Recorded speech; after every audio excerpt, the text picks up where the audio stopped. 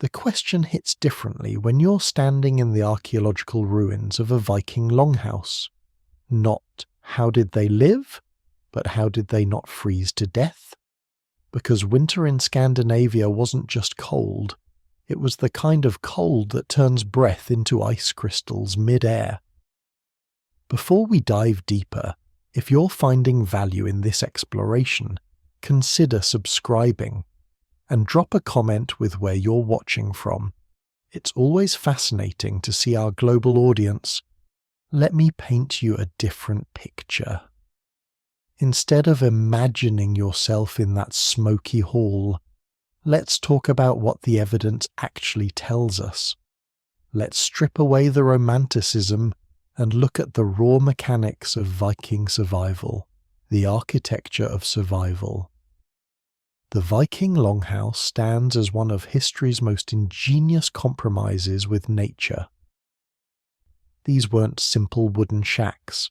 Archaeological excavations across Scandinavia reveal structures stretching up to 70 feet, built with a sophistication that challenges our assumptions about primitive peoples. What strikes you first about these buildings is their layered construction. Timber frames, yes, but then something remarkable. Turf walls packed with mud and clay, sometimes a foot thick or more. The roof sloped at precise angles, designed not just to shed water but to trap snow. That's right. The snow itself became part of the insulation system. Historical sources describe these halls as dark, damp, and chronically smoky. But they also describe survival. The very carbon deposits archaeologists find blackening ancient timbers prove that fires burned constantly, generation after generation. Here's where it gets interesting. Some longhouses were so poorly ventilated that medieval visitors complained about choking conditions. Yet modern analysis suggests this wasn't ignorance. The constant smoke actually preserved roof timbers and killed wood-eating pests. Accidental pest control through suffocation. Brilliant or desperate? Perhaps both. The internal ecosystem. Step inside, and you're not entering a house in the modern sense. You're entering an ecosystem. The archaeological record shows these halls house not just families, but entire communities, humans, livestock, tools, and stored food, all under one roof. The smell would hit you first. Wood smoke, certainly, but also wet earth from turf roofs, the musk of animals penned at one end, lanolin from unwashed wool, and the particular scent of too many bodies in too small a space. Modern noses would rebel. Viking noses adapted. The soundscape was equally complex. Low animal grunts, bodies shifting on straw, coughs echoing off timber walls, the creak and groan of beams under snow load. This wasn't the serene silence we associate with sleep. This was a living, breathing barn where humans happened to rest. Scholars continue debating how effective these structures truly were. Some argue the turf insulation and tight construction provided reasonable protection. Others insist that sleeping inside was barely warmer than sleeping outside. You just had less wind. The truth probably varied by construction quality, but what's undeniable is this. Vikings accepted discomfort as the baseline of existence. The science of the central hearth. Now let's talk about fire. Not poetically, but practically. Archaeological excavations consistently reveal long troughs of burned earth running through the centre of these halls. These open hearths weren't just cooking fires, they were the difference between life and death. Without that constant flame, no one in the room would have survived to see spring. The sagas mention an interesting technique, banking fires with ash at night. This wasn't laziness, it was sophisticated fuel management. By carefully covering glowing coals with grey powder, Families could keep embers alive until morning without burning through precious wood. Someone had to know exactly how much ash to use, how to arrange the coals, when to uncover them at dawn. But here's the trade-off archaeologists keep finding evidence for. Fire means smoke. With no proper chimneys in early designs, smoke rose and pooled under rafters before seeping out through roof vents. The result? Rafters blackened after just a few winters. Lungs probably fared similarly. Some excavations reveal multiple hearths in larger halls, particularly in Greenland settlements. This suggests different families or functional zones, each with its own fire.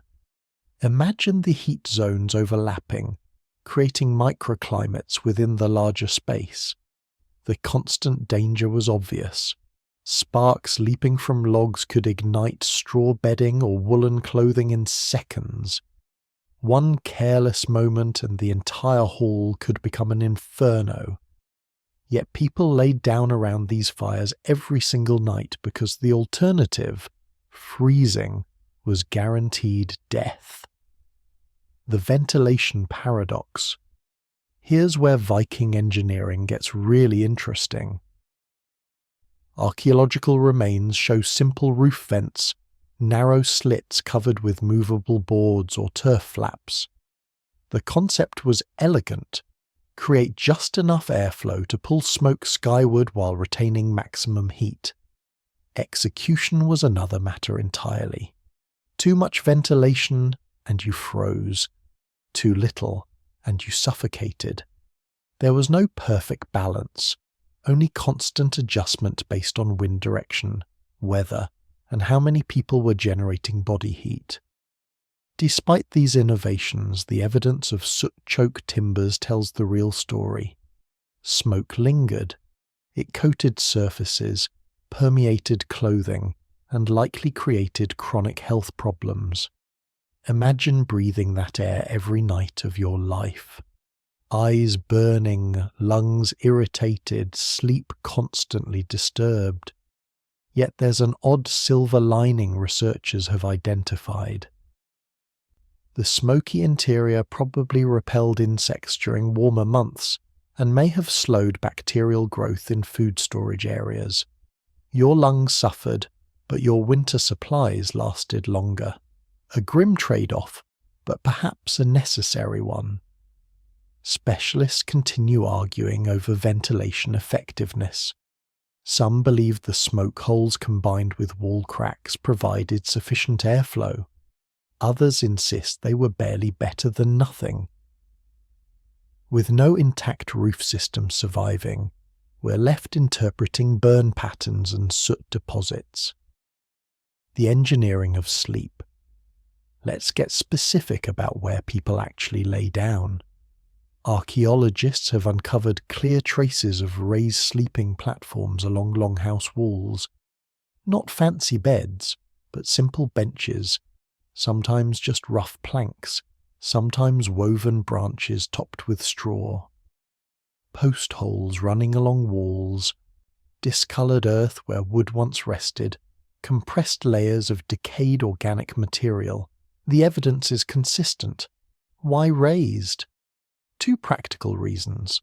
First, you avoided the damp chill seeping up from the earth floor. Second, you stayed above the small animals and pests that inhabited the lower levels. Simple, but effective. Some of these platforms doubled as storage. People tucked belongings, tools, even food beneath them. Your iron axe might rest just below your head while you slept. Your winter vegetables might be stored away from nibbling goats right under your bedding. It wasn't luxury. It was maximum utilization of limited space. How many people shared these benches? As many as could physically fit. Saga descriptions and archaeological evidence suggest whole families squeezed together. Children sandwiched between parents. Relatives or servants piling into the same row. Privacy wasn't even a concept. Warmth came before dignity. The width of these platforms remains debated. Some reconstructions show narrow benches barely larger than modern twin beds. Others depict broad ledges stretching wall length, more like communal sofas. With fragmentary evidence, both interpretations have merit. One particularly vivid archaeological find in Denmark revealed layers of charred straw bedding, proving that sometimes these benches caught fire when sparks flew too far. The occupants' response, whether panic or practiced fire smothering, we can only guess.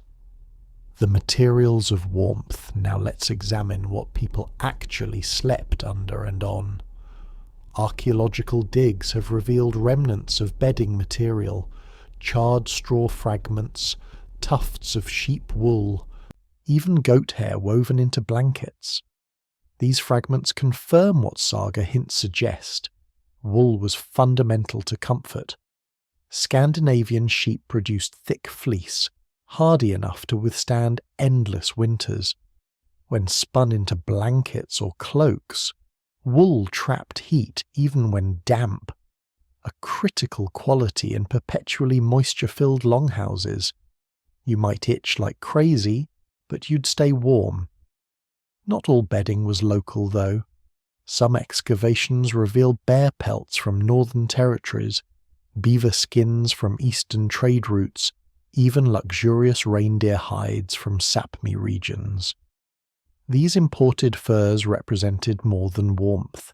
They were status symbols, proof of wealth and trading connections. To sleep beneath such a cover wasn't just comfort, it was social positioning. That shimmering pelt might have travelled hundreds of miles by boat and sledge before draping across your shoulders. The layering system was deliberate. First, a mattress of dried grass or reeds, refreshed as often as families could manage. Then woolen blankets. Finally, the most precious possessions, thick animal skins. The Vikings created a primitive but effective insulation system through material stacking. Specialists debate how thick these layers actually were. Some reconstructions show only a few inches of straw. Others suggest deep piles refreshed seasonally, almost like primitive mattresses. The physical evidence doesn't settle this definitively. And then there were the uninvited guests. Fleas were universal. Archaeological studies of burial sites have found insect remains in clothing and bedding, clear signs that itching was part of nightly life. Wool and fur provided warmth, yes, but also perfect habitats for pests. The smell would have been distinctive too. Wool reeked of lanolin, earthy and oily. Furs carried animal musk. Mixed with smoke and dampness, the longhouse had an odour modern people would find overwhelming. Did Vikings notice? Or had their senses adapted so completely that this became simply the smell of home? One charming detail from sagas and folklore. Bedding was sometimes blessed. A skin laid over a child might be accompanied by whispered invocations to protective spirits. Blankets weren't just physical shields, they were spiritual ones too. The role of livestock. Here's where the Viking survival system reveals its true genius, or desperation, depending on your perspective. Archaeological excavations consistently show longhouses divided into sections, one end for humans, one end for livestock, often separated only by a waist-high partition. The evidence is unmistakable. Feeding troughs carved into floors, post holes for animal pens, even layers of compacted manure preserved in soil. This wasn't sentimental attachment to animals. This was practical thermodynamics. Cows, sheep, goats, and pigs generate substantial body heat. Modern farmers calculate this precisely. A single cow radiates hundreds of watts of thermal energy. Multiply that by a small herd, and you've created a natural heating system. The Vikings may not have measured in watts, but they understood the principle. Livestock weren't just food on hooves, they were winter survival partners, contributing to the invisible tide of warmth pooling under the turf roof. The sagas sometimes joke about this arrangement, with characters teased for sleeping with cows. The humour suggests everyone recognised it was both necessary and unpleasant. The bleating, the smell, the shuffling hooves, but also the precious warmth drifting across that low partition. Specialists debate how integrated these sections truly were. Some reconstructions show clear barriers, others suggest minimal division, meaning goats could wander dangerously close to human bedding. The lack of intact interiors leaves the question open. Beyond warmth, housing livestock inside provided security. In a world where wealth was measured in animals, guarding them overnight wasn't optional. Theft and predators were constant threats. Your family and your goats shared the smoky air because both needed protection. The rhythm of segmented sleep modern sleep studies have revealed something fascinating. The 8-hour uninterrupted sleep is a recent invention. Pre-industrial societies typically experience segmented sleep, dozing for a few hours, waking naturally, then entering a second sleep before dawn. Evidence suggests Vikings likely followed this pattern too. Tending the hearth required it. Someone had to wake periodically to feed the fire, adjust smoke vents, check on animals. In deep Scandinavian winter darkness, waking at odd intervals wasn't disruption. It was survival routine. Sagas occasionally describe midnight moments as if characters were expected to be awake midnight. Some stories mention conversations or reflections taking place in darkness, treated not as interruptions but as natural pauses. Picture it. Half the hall snores while shadowy figures move quietly through the haze. One person kneels at the fire, laying a log onto embers. Another leads a goat outside, muttering into the cold. A third simply sits, wide-eyed, thinking or praying in the half-light. This rhythm meant Viking nights weren't silent stretches, but punctuated with life. The scrape of wood on fire, the creak of benches, the sighs of animals rising and settling. These interruptions stitched into memory, making each night a woven fabric rather than a void. Scholars debate how universal this practice was. Some insist segmented sleep was nearly standard before artificial lighting. Others caution that evidence is thin. But the patterns of fire tending and livestock care suggest strong likelihood. The soundscape of survival. Let's address what you'd actually hear in a Viking longhouse at night. After evening meals, as families settled, someone might recite saga verses or sing, letting words carry into darkness. These weren't formal performances, they were bedtime habits, ways of filling hours before sleep arrived. But once voices faded, another sound rose, snoring. Imagine dozens of bodies packed together, airways clogged with smoke and fatigue. The cacophony must have been extraordinary. Some sagas even joke about loud sleepers, characters mocked for thunderous nighttime sounds, and the animals. Cows shifting in stalls, goats bleating softly, pigs grunting in dreams, every noise amplified in the echoing timber shell. Some scholars suggest these sounds may have been oddly comforting, proof that the creatures representing family wealth were safe for another night. The fire itself contributed to the noise. Logs popped and hissed, sending sparks snapping into the gloom. The hearth never let the room fully quiet, a restless companion keeping night perpetually active.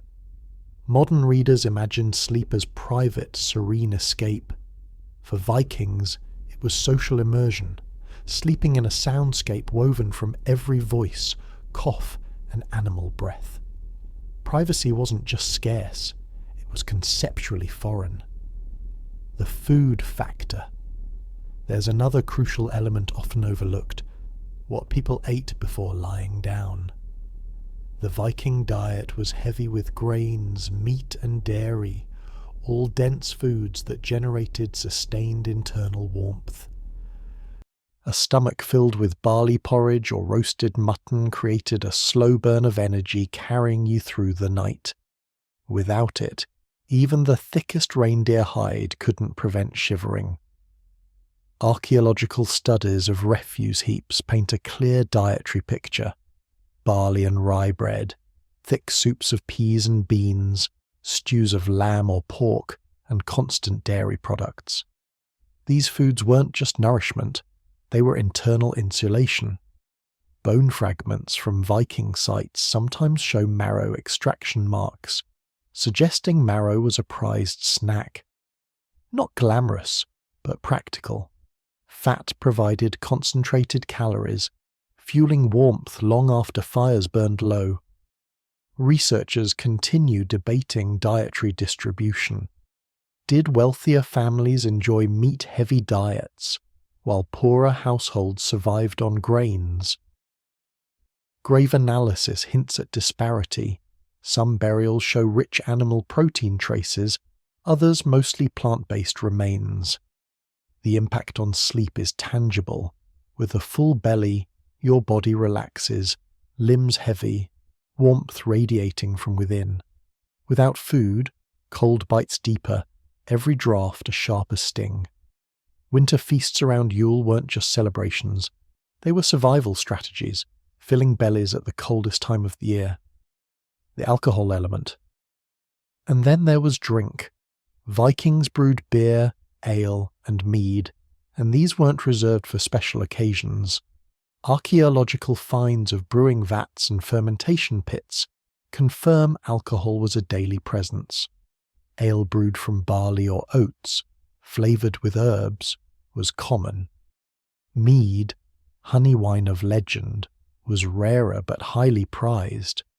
These drinks were caloric, mildly intoxicating, and created immediate sensation of warmth.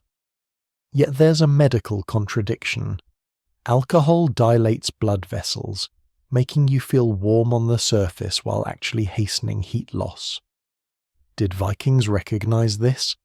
Probably not scientifically, but they must have noticed effects, some waking sweaty, others shivering more after drinking. Still, in a world of cold nights, immediate comfort outweighed long-term risk.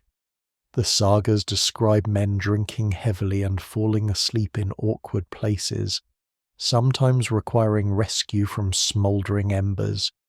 Humour in these stories hints it happened frequently. Beyond indulgence, these drinks carried crucial calories. A horn of ale could be as sustaining as a small meal. Honeyed mead, sweet and heavy, provided quick-burning fuel. Clothing as bedding. Here's a practical detail. The woolen cloak you wore during the day became your blanket at night. Vikings didn't change into pyjamas. Day garments became sleepwear, conserving every scrap of warmth. Archaeological textile finds show heavy wool tunics, sometimes belted, which would have doubled as sleepwear whether intended or not. The idea of specialized night clothes didn't exist. Wool's particular properties made this practical. Its fibers trapped heat even when damp, critical in perpetually moisture-filled longhouses. These cloaks weren't decorative. They were practical fabric slabs, thick enough to resist wind and serve as coverlets. Some higher status graves reveal cloaks lined with imported furs, wool outside for durability, fur inside for insulation. To sleep under such a cloak was to wrap yourself in both local craft and global trade networks. but for ordinary people, the quality varied. Scholars debate distribution. Some argue wool cloaks were universal, though quality differed. Others insist the best textiles were elite privileges, while poorer folk used threadbare wraps supplemented with straw. The social meaning lingered too. To be given a cloak was a gift of protection and status. That same cloak might later be shared as bedding, weaving together symbolism of loyalty, survival, and warmth. Children in the middle. Here's a deliberate survival tactic. Children were positioned in the middle of sleeping arrangements, not for sentiment but for thermal strategy. The smallest bodies, most vulnerable to cold, were tucked between adults, insulated by layers of warmth on either side. Grave excavations where children are buried alongside adults with shared bedding goods echo this practice. It mirrored how they'd slept in life, intertwined, protected, guarded by the heat of older, stronger bodies. Some later Scandinavian folk practices suggest children even slept crosswise, lying perpendicular to adults so many small bodies could wedge into one bench. Picture that tangle of limbs, a row of adults lengthwise, children nestled across them like bars in a fence. Historians debate how systematic this was, but the logic seems undeniable. Cold bites less when bodies pile close. And the emotional dimension matters too. Children drifting into sleep hearing a parent's heartbeat, lulled by combined family warmth. Yet comfort didn't erase discomfort. A child's knee might jab your ribs, another tosses, smacking your nose. Benches were narrow, space crowded, peace constantly punctured.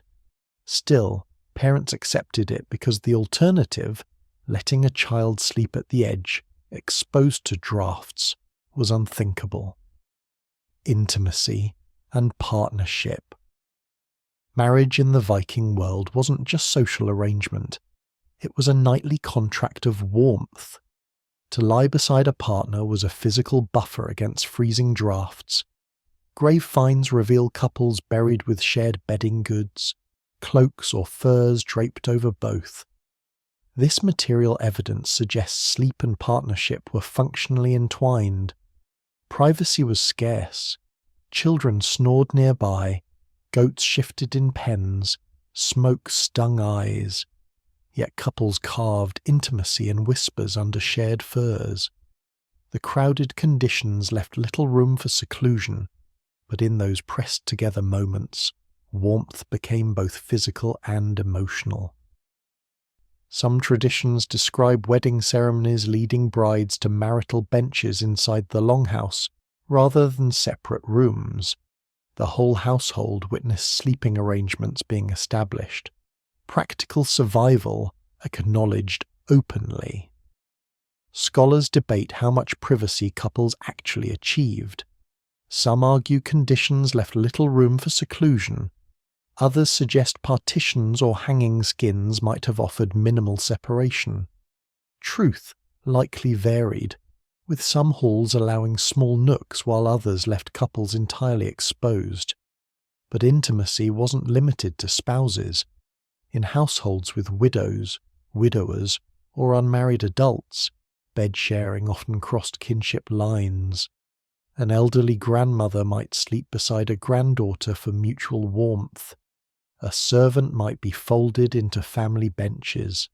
Survival required cooperation above propriety. The maintenance cycle. Here's an often overlooked aspect. Bedding required constant maintenance. Straw mattresses weren't permanent.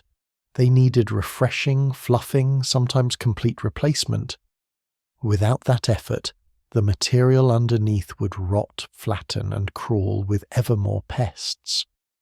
Archaeological digs have uncovered thick straw layers mixed with ash, remnants of bedding spread seasonally and refreshed regularly. Straw insulated against damp earth, provided cushioning and absorbed some of the smoke and grease of daily life. But left too long, it became foul, mouldy, flea-infested, unbearable. The phrase, "shake down the bed" from medieval sources meant fluffing straw, shaking it out, layering in fresh stalks. Some northern traditions show fresh straw being laid at midwinter festivals, not just practical but symbolic. A gesture of renewal. Was this Viking in origin? Scholars can't prove it definitively, but the echoes are tantalizing. Even with care, straw never lasted long. Families likely replaced it multiple times yearly whenever infestation became unbearable. Archaeological evidence shows ash deliberately scattered in bedding areas, probably attempting to kill pests or dry dampness. The battle with pests. Let's be direct. Fleas, lice, and bedbugs thrived in longhouse conditions. Archaeologists have found direct proof. Excavations of graves often turn up fossilized flea remains or lice eggs clinging to hair. Studies of Viking-era York uncovered combs thick with head lice and bedding layers rich in flea droppings. Everyone scratched. Warriors, farmers, even chieftains lay down at night with fleas hopping across their furs. The longhouse was warm enough for humans to survive, and warm enough for insects to thrive. Double-sided combs were among the most common personal items in burials. One side had wide teeth for grooming, the other fine teeth for catching lice. Families likely spent evenings combing each other's heads, flicking lice into flames, hygiene doubling as bonding time. But pests weren't only in hair. They lived in the very furs and blankets meant to protect. Animal hides provided perfect habitats. In winter, when bedding went unwashed, infestations exploded. Specialists debate health impacts. Some suggest constant irritation led to skin infections and weakened sleep. Others believe human bodies simply adapted. The evidence is inconclusive, but the debate shows how central these tiny creatures were. Folk remedies existed. Some later traditions mention placing pungent herbs like tansy or juniper in bedding to repel insects. Did Vikings do the same? No direct evidence, but given their botanical knowledge, it's possible. The spiritual dimension. For Vikings, warmth carried meaning beyond the physical. The hearth wasn't just fuel, it was potentially the dwelling place of divine protectors. Archaeological finds of small household shrines and carved figures near hearths suggest fire was sacred. To tend it was to feed the spirit of the home. Each ember symbolized life itself. The association with landvetter, spirits of the land, is well attested. These beings were thought to linger around houses, guarding them or punishing neglect. A family keeping the fire well fed invited protection. Letting it go cold might invite misfortune. Later Scandinavian folk traditions show people placing iron objects like knives near children's bedding to ward off evil. Was this done in the Viking Age? Evidence is hazy, but it's plausible. A mother tucking a small iron amulet under straw, believing metal would repel frost spirits or disease. Scholars disagree on how formal these beliefs were. Some argue they were everyday superstitions, passed quietly within families. Others think they were structured rituals woven into seasonal festivals. The role of dreams mattered too. In smoky halls, half waking during segmented sleep, dreams would have felt vivid and strange. Sagas describe dream visions of ancestors or gods visiting at night. This smoke and flickering fire may have shaped these experiences, making them seem more real. Trade and status. Not all bedding was local. Some furs came from vast trade networks. bear pelts from the north, beaver skins from the east, reindeer hides from Sapmi territories. To lie beneath such covers was more than warmth. It was proof of status. That imported pelt said your family had reach, influence, and wealth to acquire distant goods. Fur was a cornerstone of Viking commerce. Tribute from conquered lands often came as pelts. Merchants from as far as the Middle East coveted northern furs. Fragments of Arabian silver coins found in Scandinavian soil hint at this trade. Furs moving south, silver moving north. Some of those furs didn't just line cloaks, they lined bedding, softening Viking nights. Medieval chroniclers occasionally described Sapmi people trading reindeer hides for dairy products. Picture it. A Viking farmer clutching reindeer hides earned by trading goat cheese, dragging them home, spreading them proudly across family sleeping platforms. Scholars debate how widespread imported furs were. Some argue they were elite luxuries. Others suggest trade was extensive enough that modest farmers might occasionally sleep under foreign pelts during brutal winters. Evidence is scattered, leaving truth in a grey zone. But whether rare or not, symbolism mattered. Furs carried prestige, visible proof of connection beyond the village, tokens of the Viking world's reach, hospitality and strangers. Viking hospitality wasn't charity, it was survival law. If a traveller appeared at your door in winter, you brought him in, shared fire and food, gave him sleeping space, however cramped. Sagas reference this custom extensively. Visitors asked for fire and seat as a matter of right. Hosts were judged by generosity. A closed door could mean death for the traveller and shame for the household. Archaeological evidence shows longhouses built large enough for families, livestock, and guests. The unspoken rule was clear. In the north, openness could mean life. Some texts mention geststofa, guest space. Whether literal rooms or designated hall portions, it shows how central hospitality was. Even in cramped conditions, some space was reserved for newcomers. Interestingly, guests were often expected to share news in exchange for lodging. Hospitality wasn't only warmth and food, it was information exchange. A traveller might whisper about distant markets, kings, or storms, while children pressed close to hear tales of lands they'd never see. Scholars debate whether this generosity was altruistic or strategic. Some argue it was reputation management. Being known as a generous host meant allies in future need. Others suggest it was pragmatic. Turning away strangers might create enemies or curses.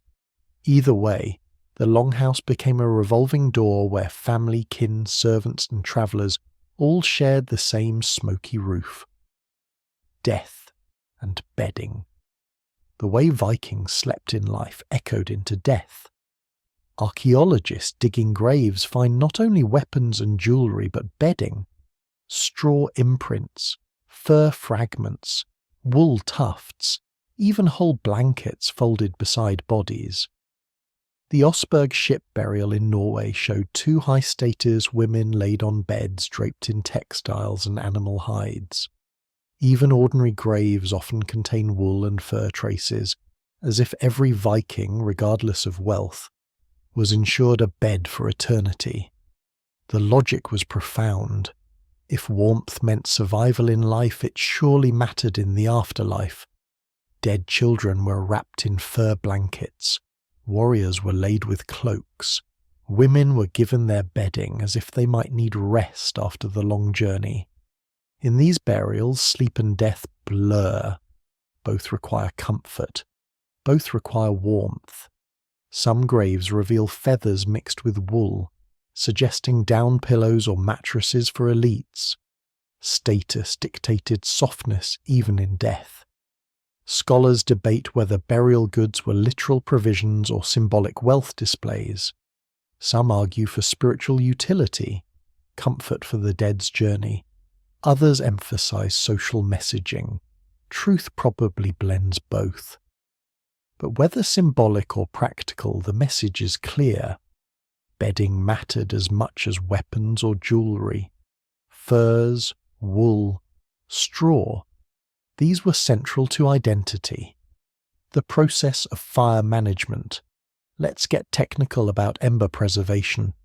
Families scattered ash across glowing embers before sleeping, trapping heat under the powder. In morning, someone could push ash aside, reveal faint red glow, then feed it with new wood. This method saved precious fuel and spared the misery of flint and tinder every dawn. Later, medieval sources confirm this practice was common across Europe, suggesting Vikings certainly employed it. Ash became a blanket for embers. Embers became a promise of survival. Oddly enough, ash wasn't just insulation. Households rubbed it on greasy pots, or even hair as primitive shampoo. The hearth at night was less roaring blaze than faint glowing snake of coals shifting red under grey skin. Occasional pops as tiny sparks escaped. Threads of light weaving through ash.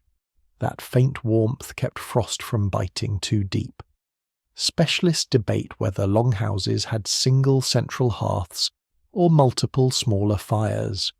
Greenland excavations revealed several burned patches that may have been separate hearths, redundancy in case one failed, or simply the need to heat enormous spaces. Someone always had to wake midnight to check embers, push them together, add fuel. This task passed quietly among household members, never formally assigned but always performed. Sagas occasionally describe fires dying overnight, leaving households scrambling to rekindle from neighbours.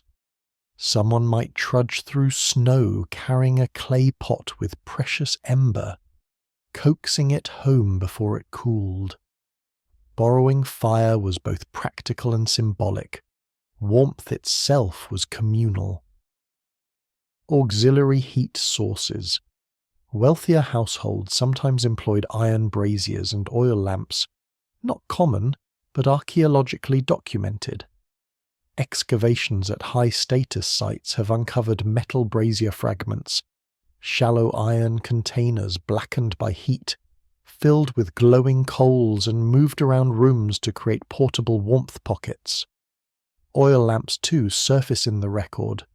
Small stone or clay bowls with blackened rims, scorched by flame. Animal fat or fish oil filled them, simple wicks drawing liquid fire. These gave light, yes, but also meagre heat. Norse settlers in Greenland and Iceland depended heavily on fish oil lamps when wood was scarce.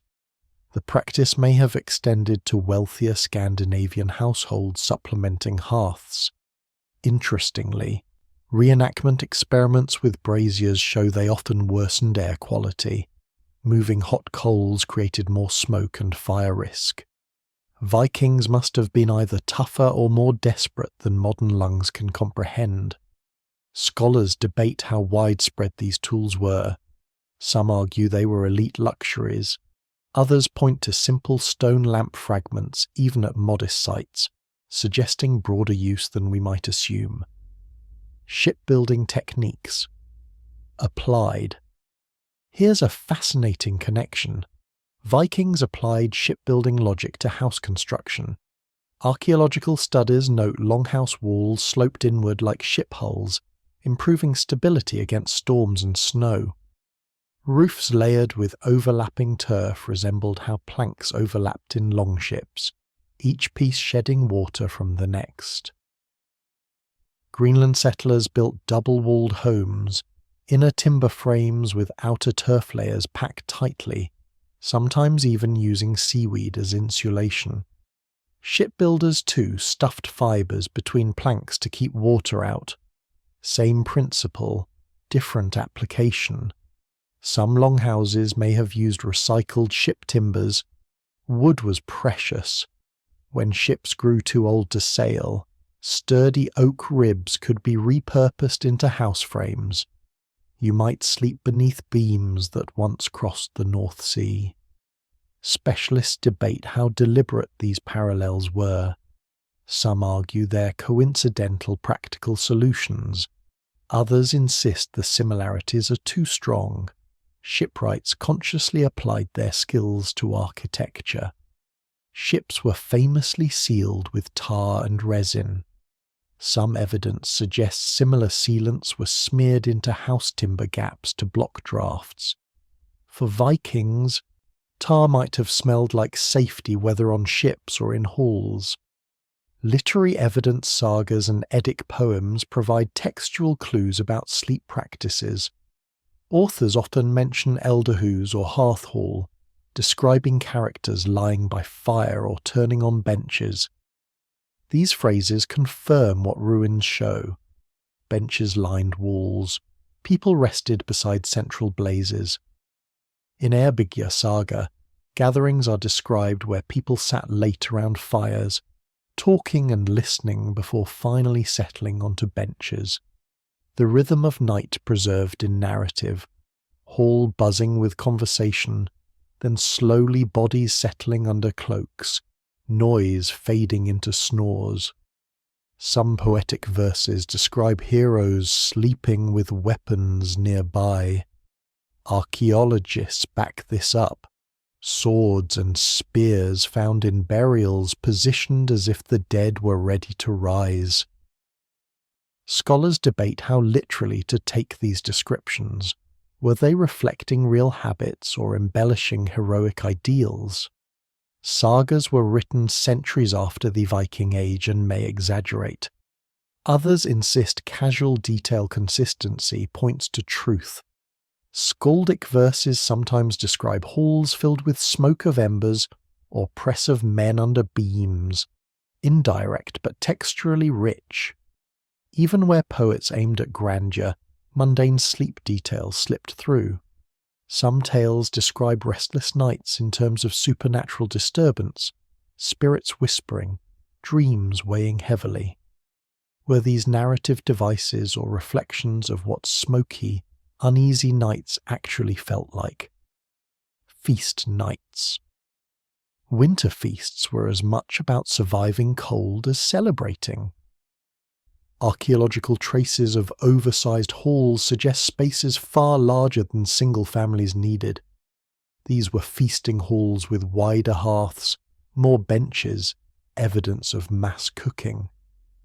Sagas speak of banquets stretching deep into night, songs sung, boasts shouted, meat consumed in dizzying quantities.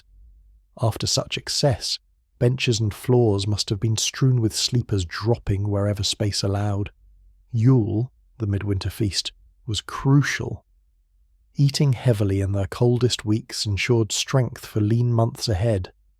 When dozens gathered, combined body heat raised temperatures significantly. Saga anecdotes describe drunken guests toppling onto cloaks, sleeping near the hearth like logs. These weren't private arrangements, they were communal collapse. Imagine waking to find a stranger's elbow across your chest. Scholars debate feast frequency. Some argue they were annual or seasonal, tied to festivals. Others suggest wealthy communities feasted often as chieftains displayed generosity maintaining loyalty.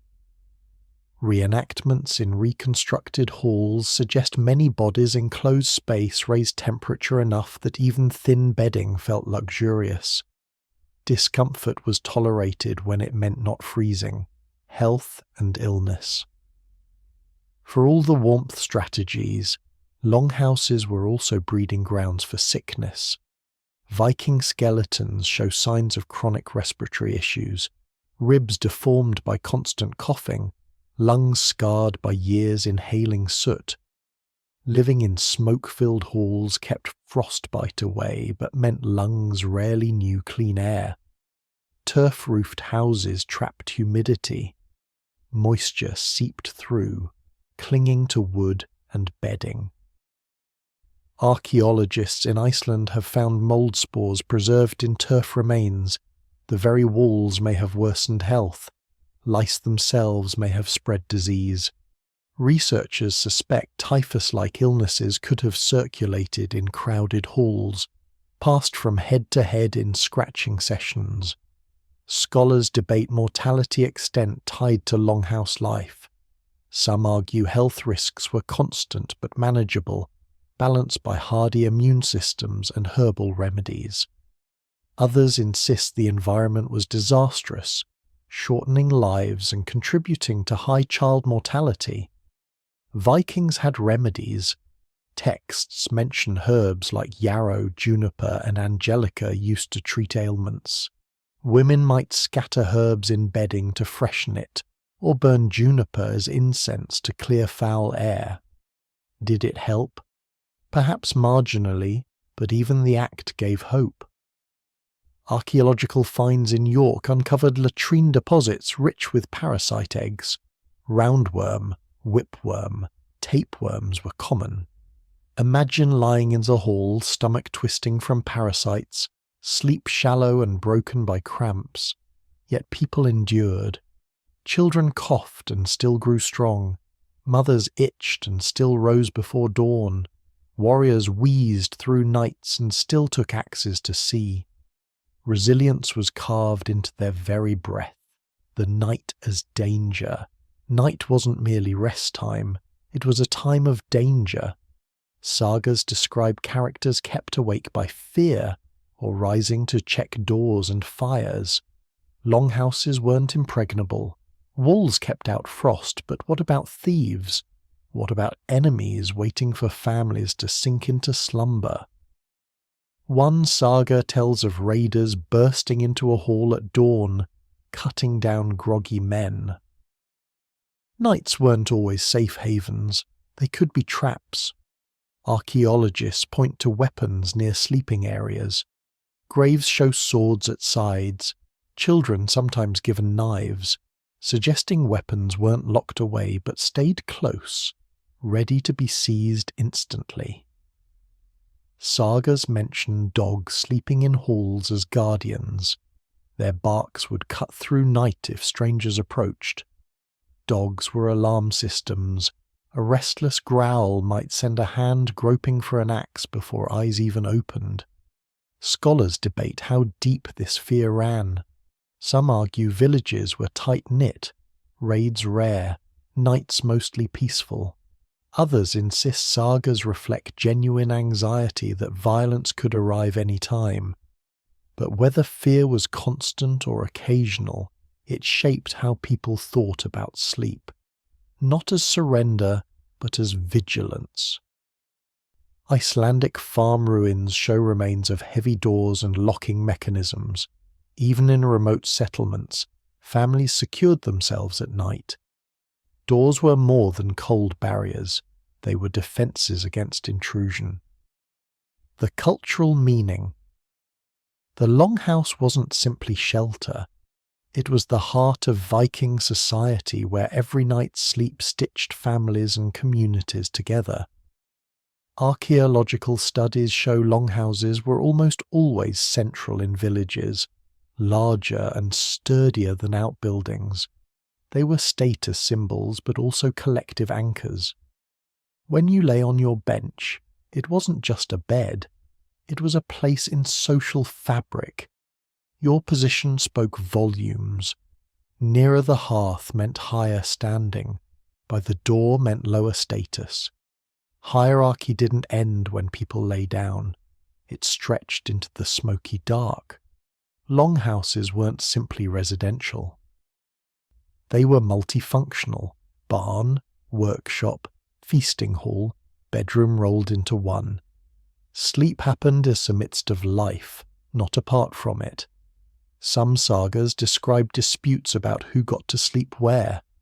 Arguments about benches, about warmth, about whose cloak stretched furthest. domestic squabbles echoing in rafters that had witnessed heroic boasts. Scholars debate how strongly nightly arrangements influenced identity. Did growing up pressed between relatives foster stronger family loyalty, or did it fuel resentment? Some anthropologists argue Viking emphasis on kinship and oaths reflected habits learned in childhood. Others point to saga feuds as evidence close quarters could breed hostility. Icelandic finds revealed post holes suggesting longhouses were periodically extended, lengthened over generations. This means sleeping platforms grew with families stretching like living organisms. Imagine lying in a hall where grandparents once slept, where children soon will. The continuity of place made sleeping a thread in generational tapestry. Later folklore hints that where you slept shaped personality. A child always near the door, exposed to drafts, supposedly grew tough and hardy. One always by the fire grew spoiled and soft. Superstition perhaps, but revealing how closely culture tied material sleep to moral fabric. The composite picture. When you combine evidence from archaeology, sagas, and folklore, a rich picture emerges. Sleep was survival, but also story, status, and spirituality. The longhouse was more than architecture. It was culture carved in wood and wool, lived each night between sleep and waking. Every detail was uncomfortable, and every detail was survival. The straw scratched, the smoke stung, the furs itched, the animals snorted, the neighbours snored. Yet people rested because rest wasn't perfection, it was enough.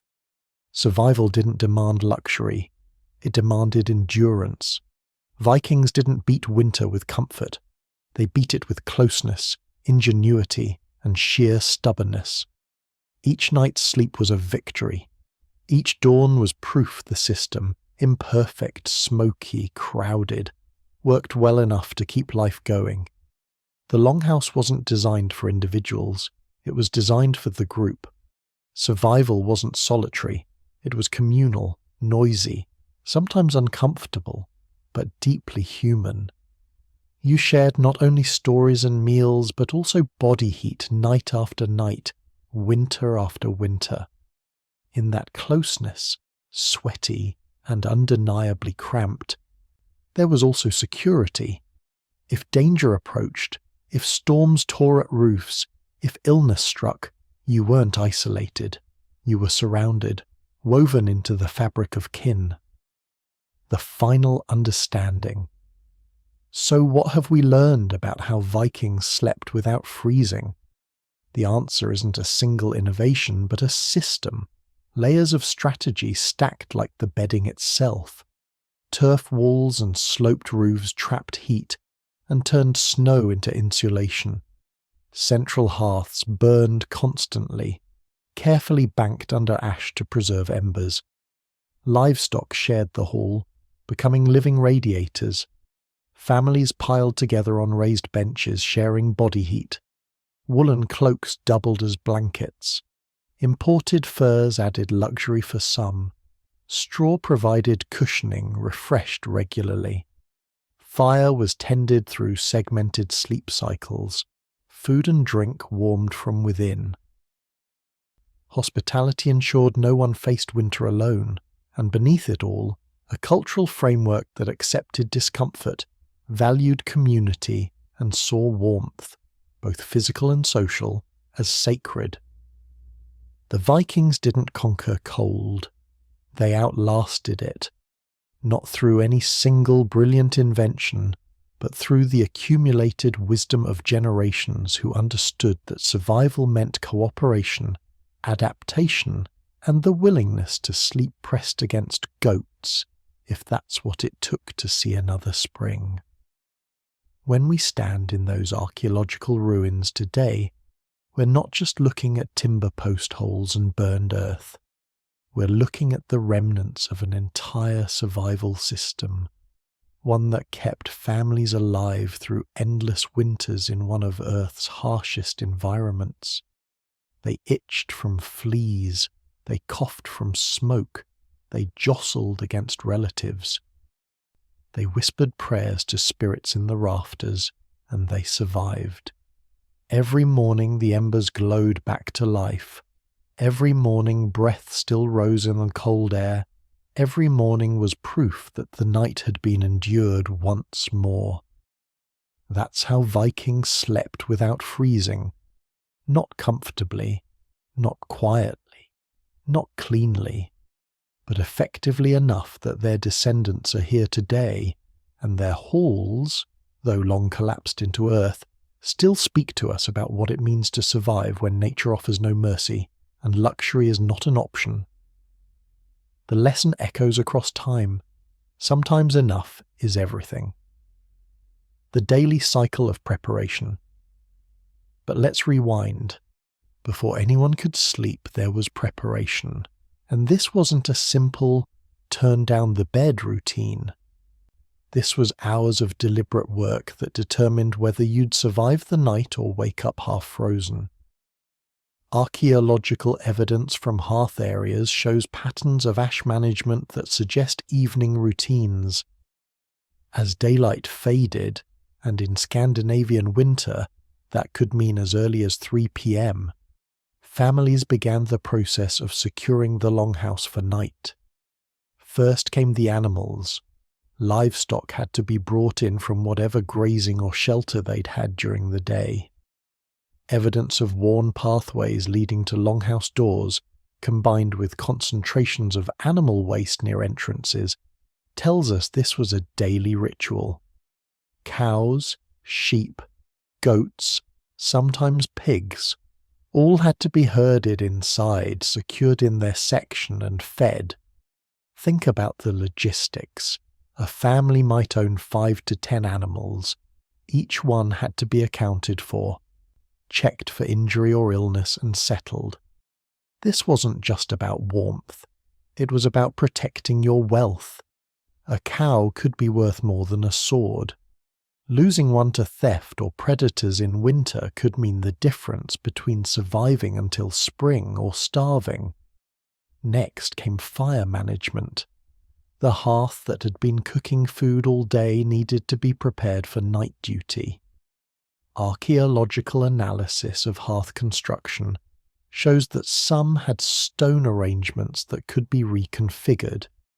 Perhaps stones moved to create better heat retention, or rearranged to create sleeping zones at different temperatures. Saga evidence hints at this too. References to setting the fire or making ready the hearth suggest this wasn't passive. Someone, usually the woman of the household based on grave goods showing fire-tending tools buried with women, had to judge how much fuel to add, how to arrange it, where to place the hot stones that would radiate warmth through the night. Then there was bedding preparation. Straw needed to be fluffed or replaced. Archaeological layers show that straw was compressed during use, losing its insulating properties. Evening preparation likely involved shaking out the matted material, adding fresh layers where needed, or entirely replacing sections that had become too soiled or pest-ridden. Furs and cloaks had to be checked. Archaeological finds of textile maintenance tools, combs, brushes made of plant fibres, even early forms of lint removal tools, suggest Vikings cared for their bedding materials. A cloak or fur with a rip could mean cold air streaming in all night.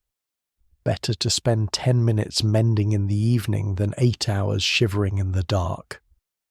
Food preparation for night also mattered.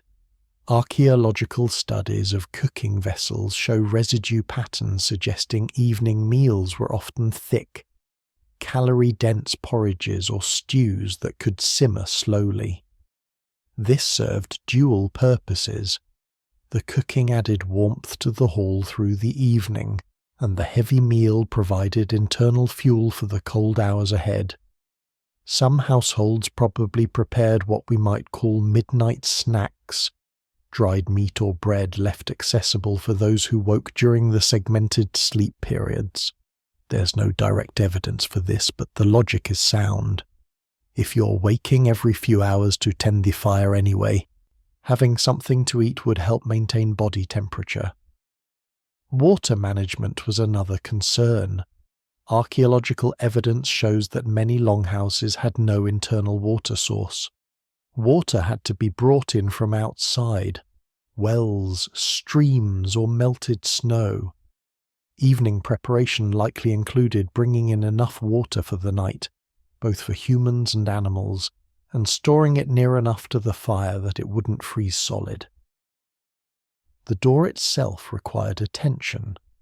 Many archaeological sites show evidence of door sealing techniques, grooves where leather or fabric strips could be wedged, or clay packed around frames.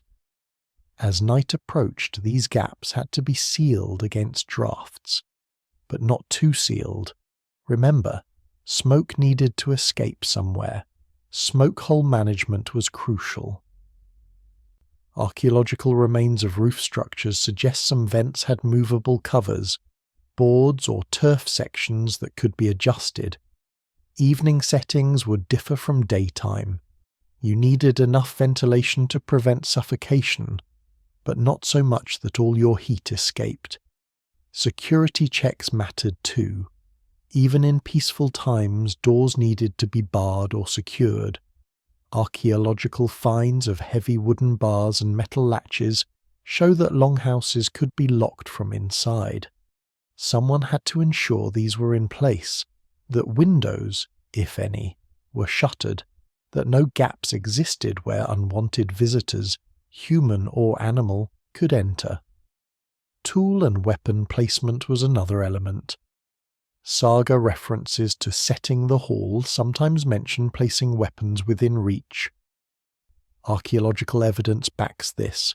Weapons found in specific locations within excavated longhouses suggest designated spots. Evening preparation meant ensuring your axe or sword was where you could grab it in darkness if needed. The social aspect of preparation also deserves attention. This wasn't solitary work. Archaeological evidence of longhouse layouts shows that these spaces forced cooperation. Multiple people working together, some managing animals, others preparing bedding, others tending fire, all coordinated through years of practice. Children likely had roles too. Ethnographic parallels from later Scandinavian cultures show that even young children were assigned tasks, gathering small kindling, checking that water containers were full, helping to shake out bedding. This wasn't about chores in the modern sense. This was survival training. A child who learned these routines could one day run their own household. Elderly family members also contributed. Archaeological evidence of multi-generational longhouse occupation suggests grandparents weren't idle. They might supervise fire preparation, their experience judging exactly how much fuel would last the night. They might inspect bedding repairs, their lifetime of knowledge spotting weak seams that needed attention. This preparation period was also social time. Sagas often describe conversations during evening work, stories told while hands were busy, disputes settled while fires were arranged, plans made while straw was spread. The work itself created a transition from day to night, from active to restful, from public to private. One fascinating detail from archaeological analysis. Some longhouses show evidence of evening cleaning routines. Floors swept, ashes raked into neat piles, scraps cleared away. This wasn't about modern notions of tidiness. This was practical. A floor covered in debris could hide embers that might cause fires. Animal droppings needed to be moved to designated areas to prevent overwhelming smell. Spilled food attracted pests. The sensory shift during this preparation must have been remarkable. As daylight faded, the hall grew dimmer. Fire became the only significant light source. Smoke thickened as cooking fires settled into night-burning mode. The sounds changed too. Daytime work noises fading into the softer sounds of bedding preparation, animal settling, family conversations growing quieter. Temperature dynamics shifted as well. With the door sealed and everyone inside, body heat began to accumulate. Archaeological studies of reconstructed longhouses show that temperature could rise several degrees in the first hour after sealing the building, just from gathered human and animal warmth. All of this, every element of preparation, was essential. Skip the fire arrangement and you might wake to cold ashes. Forget to secure the door and drafts could make sleep impossible.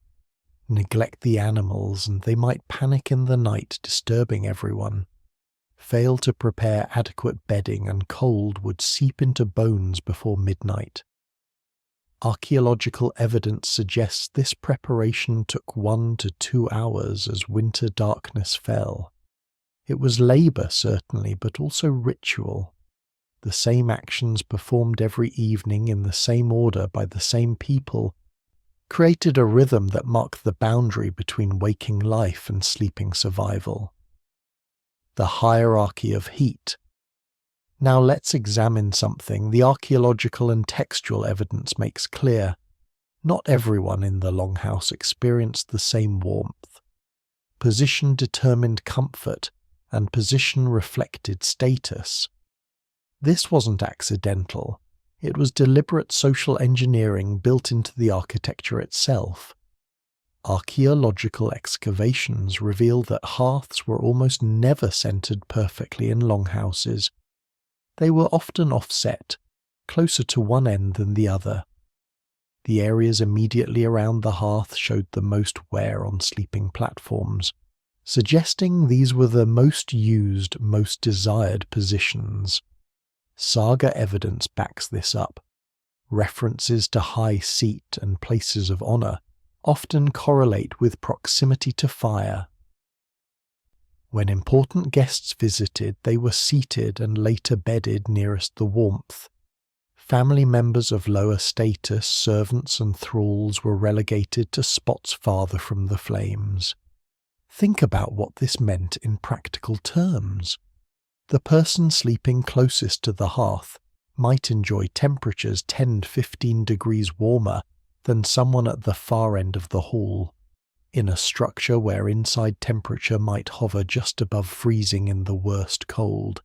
That difference could be the margin between comfortable sleep and miserable shivering.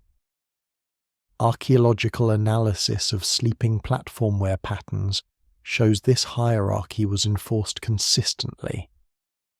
The platforms nearest hearths showed deeper wear, suggesting continuous use over generations. Platforms near doors or at hall ends show less wear, perhaps only used when the hall was particularly crowded or assigned to those with lowest status who had no choice. Grave goods provide another clue. Burials that include rich bedding materials, thick furs, fine woven textiles, often also include symbols of status like jewellery or weapons. This suggests that those who could afford better bedding in death probably also claimed better sleeping positions in life. The two went hand in hand. But here's where it gets complex. Status wasn't just about wealth. It was also about age, gender, and family position. Archaeological and saga evidence suggests different hierarchies might overlap. An elderly grandfather, even if not wealthy, might claim a spot near the fire out of respect for age and experience. A young bride married into the family might start at the periphery, but gradually move closer as she bore children and gained standing. A skilled craftsman might earn a better spot through the value of his work, even if he owned little. Children present an interesting case. As we discussed, they were often placed at the middle for warmth, but the middle of what? Archaeological evidence suggests children might have been positioned in the warmer zones, but not at the absolute prime spots. They needed protection from cold, but adult hierarchy still mattered. So children might sleep in second-tier positions, warm enough for safety, but not displacing their elders. Servants and thralls, enslaved people, clearly occupied the worst positions. Archaeological evidence of separate, smaller structures near some large longhouses suggests that in wealthy households, the lowest status individuals might not even sleep in the main hall. They might have been relegated to outbuildings with even less comfort and warmth. But in average households where everyone shared one hall, thralls likely slept near doors, in corners, in the coldest and draftiest spots. Saga references to servants sleeping by the door or at the wall confirm this. These weren't metaphors, they were literal descriptions of social hierarchy made architectural. The temperature gradient in a longhouse would have been dramatic. Reconstructions based on archaeological evidence suggest that if the area immediately by the hearth reached 15 to 20 omnis 5968 dig, the far corners might drop to near freezing, especially near poorly sealed doors. This created micro-environments within the same structure. Someone sleeping near the fire might have too much heat, throwing off blankets, while someone at the periphery piled on every scrap of fabric they could find and still shivered. Gender also played a role, though the evidence is more ambiguous. Some sagas suggest women and children grouped together in certain sections, men in others. But archaeological evidence doesn't clearly support strict gender segregation in sleeping arrangements. More likely, family units clustered together, with the patriarch controlling the family's position in the overall hierarchy. Seasonal variations probably affected this too. In the deepest winter, when cold was most severe, perhaps hierarchies relaxed slightly. Better to have everyone survive than to strictly enforce status and risk losing family members to cold. But in milder periods, status distinctions might have been more rigidly maintained. Archaeological evidence of modified longhouse layouts hints at this flexibility. Some structures show evidence of platforms being extended or reorganized, perhaps reflecting changes in family composition, status shifts, or seasonal adjustments. There's also evidence of political dimensions. In a chieftain's longhouse, where feasts and gatherings occurred, sleeping positions after a feast might have been hotly contested. Who got to sleep nearest the fire could be a statement about alliances, favour, or standing in the community. Saga accounts sometimes describe disputes over sleeping positions, fights breaking out over who displaced whom. These weren't trivial squabbles. They were assertions of social standing that could have long-term consequences for reputation and relationships. The archaeological record even preserves some of these tensions. Excavations occasionally reveal evidence of partitions or dividers within longhouses, perhaps attempts to create separate zones, to formalize the hierarchy, or to reduce conflicts over space and warmth. Think about the psychological impact of this system. Every night as you lay down, your position in the social order was literally embodied in your distance from warmth. You fell asleep knowing exactly where you stood, or lay, in the community hierarchy. For those at the top, this must have been affirming, a nightly reminder of status and success. For those at the bottom, it must have been a constant cold reminder of subordination. And for those in the middle, it was perhaps motivation. Work hard, gain status, earn a warmer spot. This hierarchy also created dependencies. Those in cold spots relied on the fire tenders to keep flames burning. Those near the fire had a responsibility to manage it properly. The system forced cooperation even as it enforced inequality. Archaeological evidence suggests this hierarchical system persisted throughout the Viking Age and beyond. Later Scandinavian households maintained similar patterns, with modifications for changing social structures and building techniques. The lesson here is clear. Even survival strategies reflected and reinforced social order. Warmth wasn't distributed equally. It was allocated according to complex rules of status, age, gender, and family position.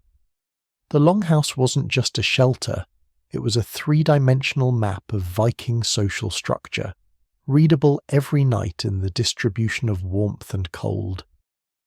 The morning ritual, awakening from Viking sleep. Now let's talk about mornings, the often overlooked end of the sleep cycle that reveals just as much about Viking survival strategies. Archaeological evidence of hearth management suggests that mornings began earlier than most modern people would find comfortable. In deep winter, when useful daylight might only last 6 to 8 hours, making the most of it was essential. The first person to wake, usually whoever had drawn the last fire-tending shift of the night, faced a critical task, reviving the fire from banked embers. Archaeological studies of ash deposits show layering patterns consistent with this daily cycle of banking and revival. This person, probably alternating among family members based on saga hints about household duties, would push aside the ash blanket carefully. The goal was to expose glowing embers without smothering them or letting them flare too quickly and consume fuel wastefully. Excavations of hearth areas sometimes reveal specialized tools, flat stones or clay implements that might have been used for ash management. These aren't elaborate artifacts, so they rarely get museum attention, but they were essential technology for daily survival. Once embers were exposed, the trick was adding fuel in the right sequence. Archaeological analysis of charcoal remains shows Vikings burned different wood types, often in strategic combinations. Perhaps small twigs of fast-burning wood first to create flames, then larger logs of slow-burning wood to establish sustained heat. The sensory experience of this morning ritual would have been distinctive. The first sounds would be the scrape of ash, the crackle of kindling catching fire. The first smells would be sharp wood smoke mixing with the stale air of a closed-up hall where dozens of people and animals had been breathing all night. As fire grew, light would gradually illuminate the hall. Archaeological evidence suggests most longhouses had few or no windows, so until fire provided light, the interior remained dark. Imagine waking in complete blackness, knowing your first job was to resurrect flame from ash. Temperature shifts would have been immediate and obvious. As fire blazed back to life, the hall would begin warming, though unevenly, maintaining that gradient from hearth to periphery we discussed. Other family members would wake in sequence. Archaeological analysis of longhouse layouts suggests that those nearest the fire probably woke first, both from the noise and activity and because their area warmed fastest. Those at the periphery might have remained bundled in furs a while longer, reluctant to emerge into the still cold air. Children probably needed coaxing from bed. Saga references to morning routines occasionally mention the difficulty of rousing young ones. Archaeological evidence of children's toys and small personal items found near sleeping areas suggests kids had their own spaces within the family sleeping zone. Little nests they'd be reluctant to leave on cold mornings. The animals added another layer to the morning soundscape. As humans stirred, livestock would become restless. Cows needing milking, goats bleating for feed. Archaeological evidence of feeding troughs and milking areas within longhouses shows that at least some animal care happened indoors, especially in deepest winter. Morning elimination needs created another complexity. Archaeological evidence of waste disposal systems varies by site. Some longhouses show evidence of chamber pots or designated indoor areas. Others suggest people ventured outside even in bitter cold. A brutal wake-up call that would certainly get the blood moving. Frost patterns inside longhouses would have been telling. Modern reconstructions show that overnight, frost can form on walls and roofs in the coldest sections, even with fires burning. Morning might mean scraping frost from interior surfaces, watching it melt as the hall warmed, dealing with the resulting dampness. Breakfast preparation began early. Archaeological analysis of food residues in cooking vessels shows that morning meals were often simple. Heated over stew from the night before, porridge made from grains, perhaps bread if it had been baked the previous day. But the cooking process served a dual purpose: food and heat. As breakfast simmered, it added warmth and appealing smells to the hall, making the wake-up process more bearable. The psychological boost of knowing warm food was coming must have helped motivate people from their fur cocoons. Bedding required morning attention too. Archaeological evidence of bedding materials shows that dampness was a constant battle. Body heat, breath, and condensation from temperature differentials meant bedding absorbed moisture overnight. Morning routines likely included airing out furs and blankets whenever possible. In better weather, bedding might be taken outside briefly to air. In the worst weather, it might simply be shaken out and rearranged, with damp areas exposed to fire heat to dry. Archaeological finds of frames or stands in some longhouses might have been used for this purpose, hanging damp textiles near the fire without risking scorching. Personal grooming came next.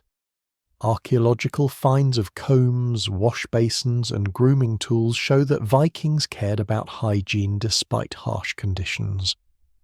Morning probably included washing hands and face at minimum, using water heated by the fire if available, cold water if necessary. The famous Viking combs found in burials and excavation sites weren't just vanity items. They were essential tools for managing hair and removing the lice we discussed earlier. Morning grooming sessions might have doubled as pest control, a pragmatic start to the day. Clothing required attention too. The garments you'd slept in might be damp from sweat, so layering and adjustments were necessary. Archaeological textile finds show that Vikings wore multiple layers: an inner tunic, an outer tunic, a cloak, leg wrappings. Morning meant assessing which layers needed to be swapped or rearranged. The door opening was a significant moment. Archaeological evidence of door positions, always on the side away from prevailing winds when possible, shows Vikings thought strategically about this. But even so, opening a door to let in fresh air and let out accumulated smoke and staleness meant letting in a blast of cold. Modern reconstructions show that opening a longhouse door in winter creates an immediate temperature drop of 5 to 10 degrees in the near-door area. Everyone would feel it. This probably motivated quick morning exits for those who needed to go outside for work or elimination. Better to get it done and close the door again. Light assessment happened each morning too. How much daylight remained for productive work. Archaeological evidence of specialized work areas within some longhouses, weaving setups, tool working areas, suggest that on the darkest days, indoor work continued by firelight. But whenever possible, daylight work outdoors or near doorways was preferred. The animals had to be dealt with. In some cases, livestock might be let out for brief periods even in winter, enough to eliminate waste, perhaps find some grazing if snow wasn't too deep. Archaeological evidence of sheltered outdoor areas attached to some longhouses suggests semi-protected zones where animals could spend daylight hours. But in the worst weather, animals stayed inside all day, meaning their waste had to be managed. Archaeological layers of compacted manure and soiled straw show this was ongoing work. Mourning probably included mucking out the worst accumulations and adding fresh straw to animal areas. The hearth itself needed maintenance. Ash accumulation from overnight burning had to be raked aside but not discarded. Remember, ash had multiple uses. Archaeological evidence shows ash pits or storage areas near most longhouses, suggesting systematic collection and reuse. Water collection for the day ahead started in morning. Archaeological evidence of water storage vessels, large clay pots, wooden barrels, shows that households tried to maintain supplies. Morning might mean sending someone to the well or stream, breaking ice if necessary, hauling back enough water for cooking, drinking, and animal needs. Tool and weapon check came next for those heading out to work or hunt. Saga references to morning preparations mention checking weapon edges, making sure hunting or fishing gear was in good repair. Archaeological finds of whetstones and sharpening tools near sleeping areas suggest this maintenance might have happened while still warming by the fire. The social dynamics of mourning are harder to reconstruct archaeologically, but saga evidence provides hints. Morning greetings, assigning the day's work, making decisions about who would do what. All this probably happened as people gathered around the fire for breakfast. Dreams might be shared and discussed. Saga references to prophetic dreams and their interpretation suggest Vikings took dream content seriously. Morning was the time to recount what you'd seen in the night, to seek interpretation from elders or those known to be wise. Weather assessment required stepping outside, looking at sky and horizon, feeling wind direction and temperature.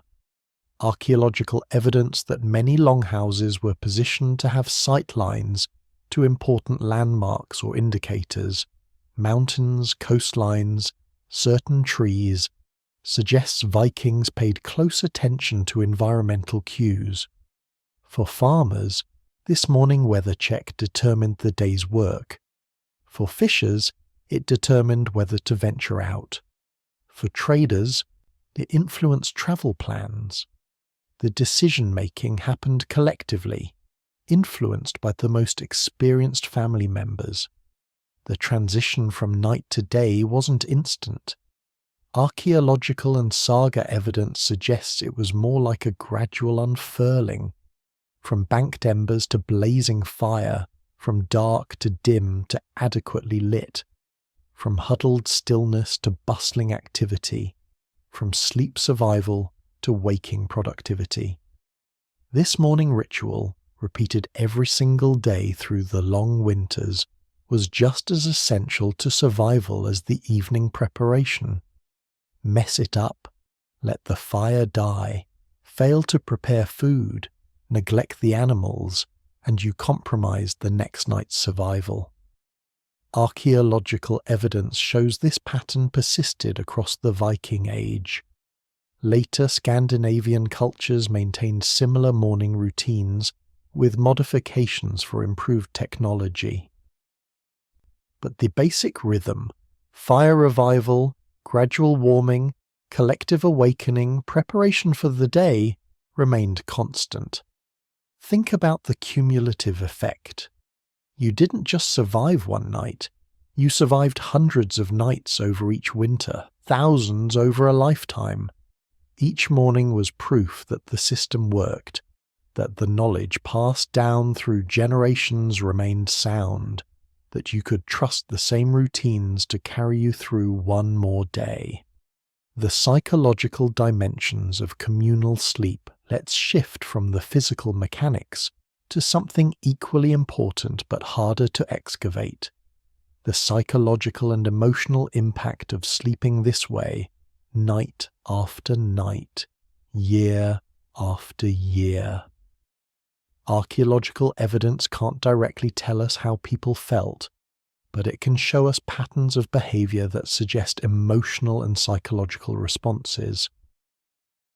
Combine this with saga evidence, folklore, and comparative anthropology, and we can build a reasonable picture.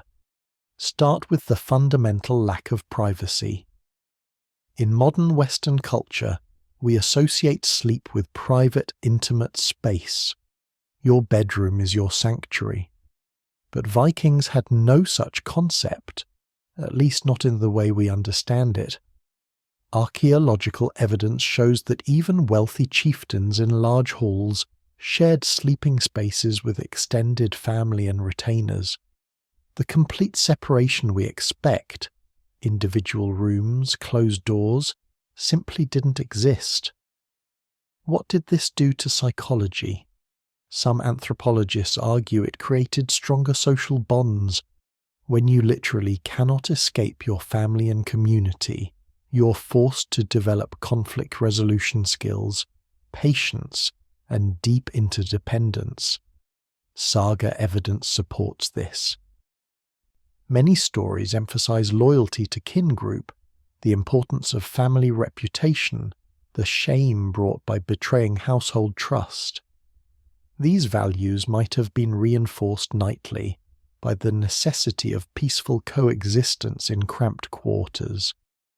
But other scholars point to the feuds and conflicts that fill the sagas, endless disputes between families, blood vengeance spanning generations, violent breakdowns of social order.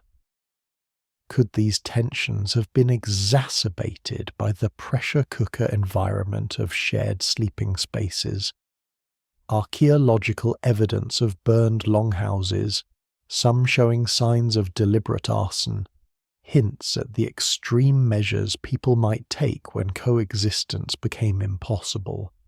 If you couldn't escape your family or enemies through physical separation, perhaps you destroyed the space itself. The noise levels we've discussed would have had psychological effects. Modern sleep science shows that constant noise disruption leads to stress, irritability, and health problems. Vikings faced this every single night. Snoring relatives, bleating animals, crackling fires, shifting bodies on creaky platforms. Yet they also might have adapted in ways modern people haven't. If you've never known quiet sleep, do you develop different expectations? Some sleep researchers suggest humans can adapt to remarkably high noise levels if they're consistent and expected. The smells would have had psychological impact too. Modern research shows that olfactory memories are among the strongest. The smell of smoke, animals, unwashed wool, and body odor would have become deeply associated with home, safety, and family. This might explain why saga characters sometimes express homesickness in terms of sensory details, longing for the hall, the hearth, the familiar sounds and smells. What we might find repulsive became, through constant exposure, the smell of belonging. Fear management was another psychological challenge. We discussed the real dangers, raids, theft, violence. But there were also supernatural fears. Sagas are full of ghosts, draugr, undead beings, trolls, and other night creatures. Archaeological evidence of protective amulets, carved symbols, and ritual deposits near sleeping areas suggests people took these fears seriously. Whether or not supernatural beings existed, the fear of them was real, and it had to be managed. Sleeping in groups might have provided psychological comfort against these fears. You weren't alone in the dark facing unknown terrors. You were surrounded by family, by familiar bodies, by the shared strength of your household. Seasonal psychological effects must have been significant. Archaeological evidence from far northern settlements shows people living through months of near-total darkness. Modern research on seasonal affective disorder suggests this would have had profound psychological impacts. The Longhouse fire becomes even more important in this context. Not just physical warmth, but psychological light, a beacon against the crushing darkness of Arctic winter. The hearth wasn't just heating, it was hope made tangible. Dream culture would have been psychologically significant too. In a society without written entertainment, movies, or digital media, dreams might have provided a major source of mental stimulation and storytelling material. Saga evidence shows dreams were taken very seriously. Prophetic dreams, visitation dreams, warning dreams. The content of dreams was discussed, interpreted, and sometimes used to make important decisions. The psychological line between waking and sleeping might have been more fluid than we experience. With segmented sleep, you'd wake multiple times per night. In the smoky darkness, in that half-awake state, reality and dream might blur. Archaeological evidence of ritual behavior around hearths, offerings, special arrangements suggests these might have been attempts to influence dreams or protect sleepers. The psychology of sleep and spirituality intertwined. The pressure of survival itself created psychological stress. Every night was literally life or death. Let the fire go out and people could freeze. Make a mistake in bedding arrangement and children could die from cold, get sick, and in close quarters everyone might fall ill. This constant pressure must have created a particular mindset, hyper-vigilant, community-focused, deeply aware of consequences. Archaeological evidence of careful fire management, meticulous bedding maintenance, and strategic food storage shows people who took survival very seriously. But there must also have been moments of psychological relief and joy. Archaeological evidence of game pieces, musical instruments, and decorative objects shows that Vikings weren't purely survival-focused drudges. Evening time before sleep might have included entertainment, laughter, music, and games. The psychological balance between stress and enjoyment, between survival fear and family comfort, probably made the difference between merely enduring and actually living.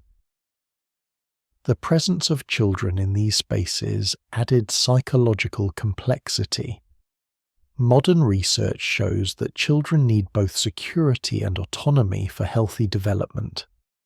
The Longhouse provided security.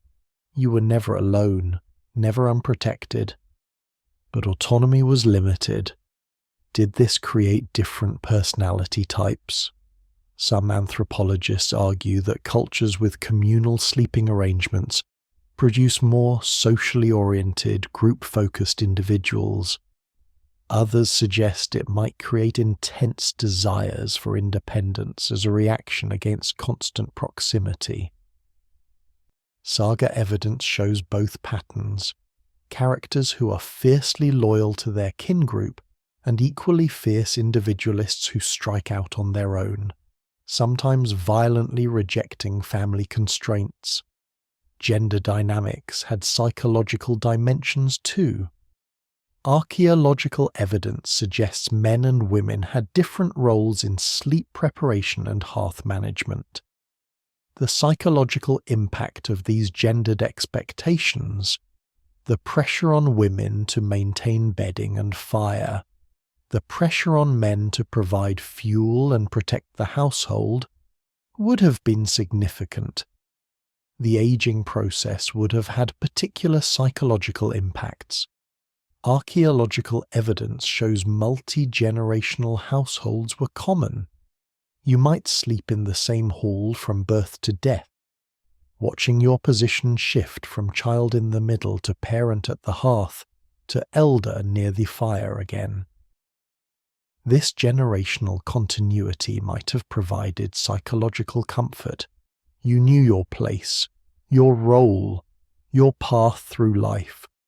Or it might have been psychologically constraining, stuck in the same space, the same patterns, for your entire existence.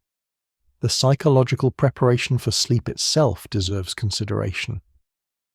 Modern sleep science emphasizes bedtime routines, consistent patterns that signal to your brain it's time to rest. Vikings had this in extreme form. The evening preparations we discussed, bringing in animals, banking fire, arranging bedding, created a powerful ritual that prepared mind and body for sleep. The consistency, the repetition, the shared participation all sent psychological signals. Day is ending, night is coming, survival mode is shifting from active to passive.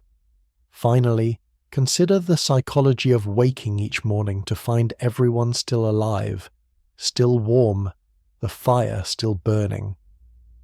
In a world where those outcomes weren't guaranteed, each successful morning must have brought relief, satisfaction, maybe even joy.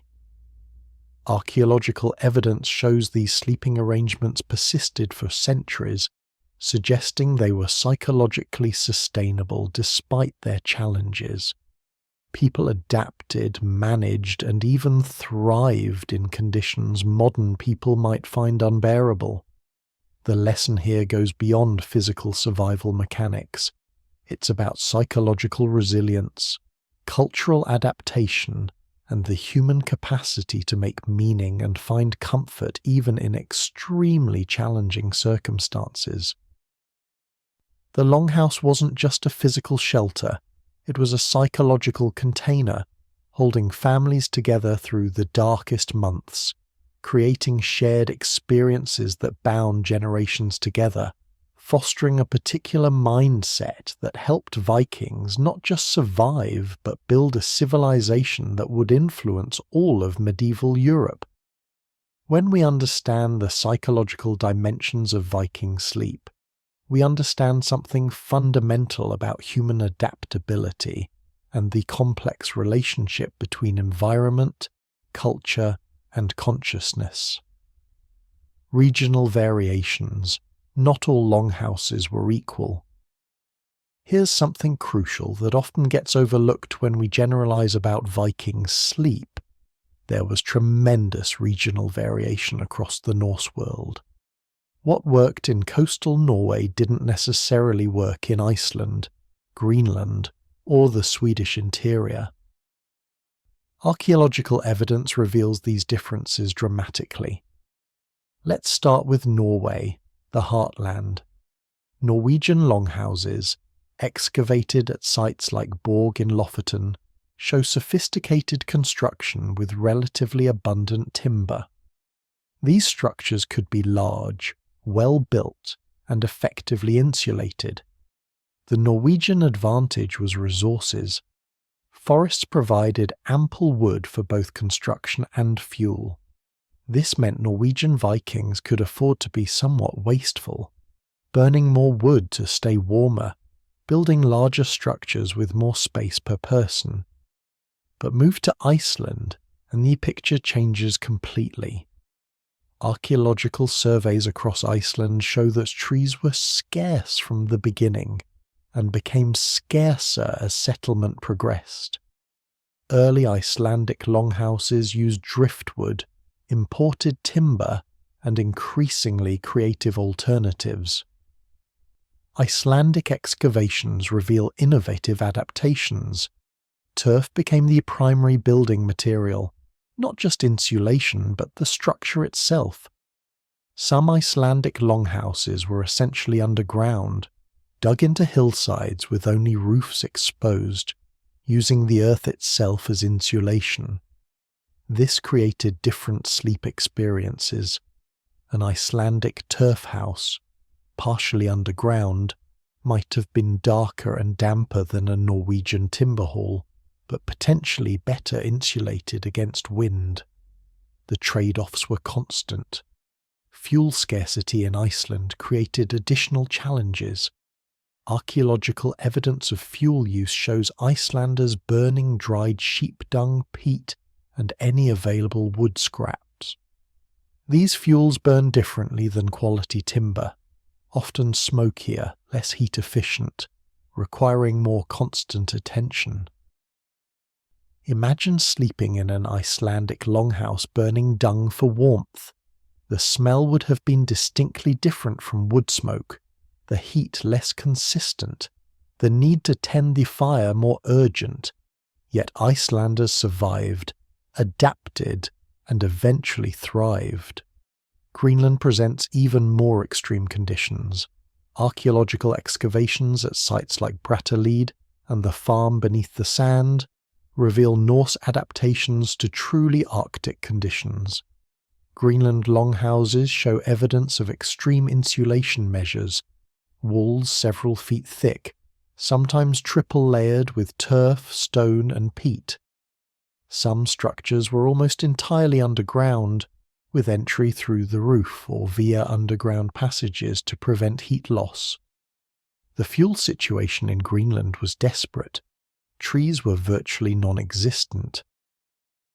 Archaeological evidence shows Greenlanders burned seal oil, whale oil, driftwood, imported wood, and peat.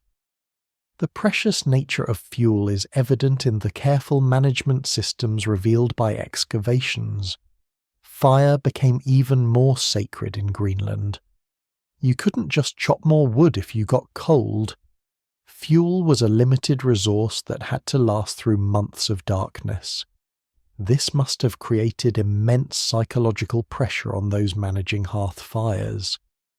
Greenlandic sleep was probably colder on average than in Scandinavia proper. Archaeological evidence of thicker bedding, more layers of fur and tighter sleeping arrangements suggests people compensated through other means when fuel was scarce. The Faroe Islands present another variation. Archaeological evidence from sites like Kirkjubøur shows structures adapted to extreme wind exposure. Faroes' longhouses were often built low and anchored with heavy stones to resist storms. Sleep in the Faroes meant dealing with constant wind noise, walls shuddering, roofs rattling, the eternal howl of North Atlantic gales. Archaeological evidence of particularly robust construction and extra wind-breaking walls suggests Faroes Vikings knew they were building in one of the windiest places on Earth. Swedish and Danish longhouses show their own characteristics. Excavations in areas like Birka and Hedeby reveal more urban sleeping arrangements, smaller structures, more densely packed, sometimes with evidence of specialized sleeping buildings separate from main halls. Urban Vikings faced different challenges. Archaeological evidence of fire regulations in trading towns like Hedeby suggests that in densely packed settlements, the fire risk from hearths was severe. Sleep in urban environments might have involved more stringent fire management and greater reliance on body heat and bedding rather than large blazes. The Swedish interior, with its vast forests, shows evidence of sleeping arrangements similar to Norway. Abundant timber, large structures, generous use of wood fuel. But longer, Harsher winters than coastal areas created their own challenges. Archaeological climate data suggests interior Sweden experienced deeper cold than coastal regions moderated by ocean influence. This might have meant thicker walls, smaller windows or none at all, and greater reliance on animal cohabitation for warmth. Then there are the Viking settlements in Britain, Ireland and France. Archaeological evidence from Dublin, York, and elsewhere shows hybrid structures, Norse building techniques adapted to different climates and material availability. York's Viking houses, excavated at Coppergate and elsewhere, show structures built in urban contexts, with stone foundations, timber frames and thatched roofs. The milder British climate meant different insulation needs than Scandinavia. Sleep in Viking York was probably less desperate than in Greenland, but still challenging by modern standards. The archaeological evidence of hearths, bedding areas, and waste management shows familiar patterns adapted to an urban British context. Viking Dublin shows similar adaptations. Archaeological excavations reveal wooden structures more modest than Scandinavian longhouses, adapted to Ireland's wetter but milder climate. Drainage seems to have been a bigger concern than extreme cold. The Norman settlements in France, where Vikings eventually settled as Normans, show rapid architectural evolution. Archaeological evidence suggests that within a generation or two Norse settlers were building in French styles, though some sleeping customs might have persisted. This regional variation matters because it shows Viking adaptability. There wasn't one correct way to sleep through winter. There were dozens of approaches, each adapted to local conditions, available resources, and specific challenges. Archaeological evidence also reveals temporal variations within regions. Early settlement phases show different structures than later established periods. As Vikings learned local conditions, they modified their approaches. Iceland provides a clear example. Early Icelandic longhouses from the 870s-900s show more variation and experimentation. Later structures, from the 10th-11th centuries, show more standardization and refinement, the accumulated wisdom of generations learning what worked in Icelandic conditions. Greenland shows even more dramatic temporal variation. The early settlement phase under Eric the Red shows ambitious structures mimicking Scandinavian designs. Later phases show increasing adaptation to Arctic realities, and finally, evidence of declining conditions as climate worsened and resources became scarcer. The abandonment of Greenland's Norse settlements in the 15th century can be read in the archaeological record of sleeping spaces, structures becoming smaller, less well maintained, showing signs of desperate fuel conservation and declining ability to maintain comfortable sleep conditions. Social class created variations within regions too. Archaeological evidence consistently shows that elite longhouses were larger, better built, better insulated, and better supplied with fuel and bedding than common farmsteads. A chieftain in Norway might sleep in relative comfort with ample fires, thick furs, and choice sleeping positions. A poor farmer in Greenland might huddle with his family in a semi-underground hovel, burning seal oil and wearing every garment owned. These class differences remind us that Viking sleep wasn't a uniform experience. It varied by wealth as much as by geography. Archaeological excavations of both elite and common sites show this inequality literally built into structures. Seasonal variations deserve mention too. Archaeological evidence of summer houses or temporary structures suggests that in some regions, Winter longhouses were supplemented by lighter summer accommodations. This makes sense economically. Why waste resources heating a massive hall in summer when you could use lighter structures? Sleep patterns probably shifted seasonally, with winter's communal crowding giving way to more dispersed summer sleeping arrangements. Gender-specific sleeping areas show regional variation too. Some archaeological sites suggest segregated sleeping areas for men and women, while others show family-based clustering. Whether this reflects regional cultural differences, temporal changes, or simply different household compositions remains debated. The archaeological evidence even shows variation in sleeping platform design. Some regions used planks, others woven branches, still others relied more heavily on piled furs directly on earthen floors. Each approach had different comfort levels and insulation properties. What ties all these regional variations together is the fundamental challenge: surviving cold and darkness with pre-modern technology.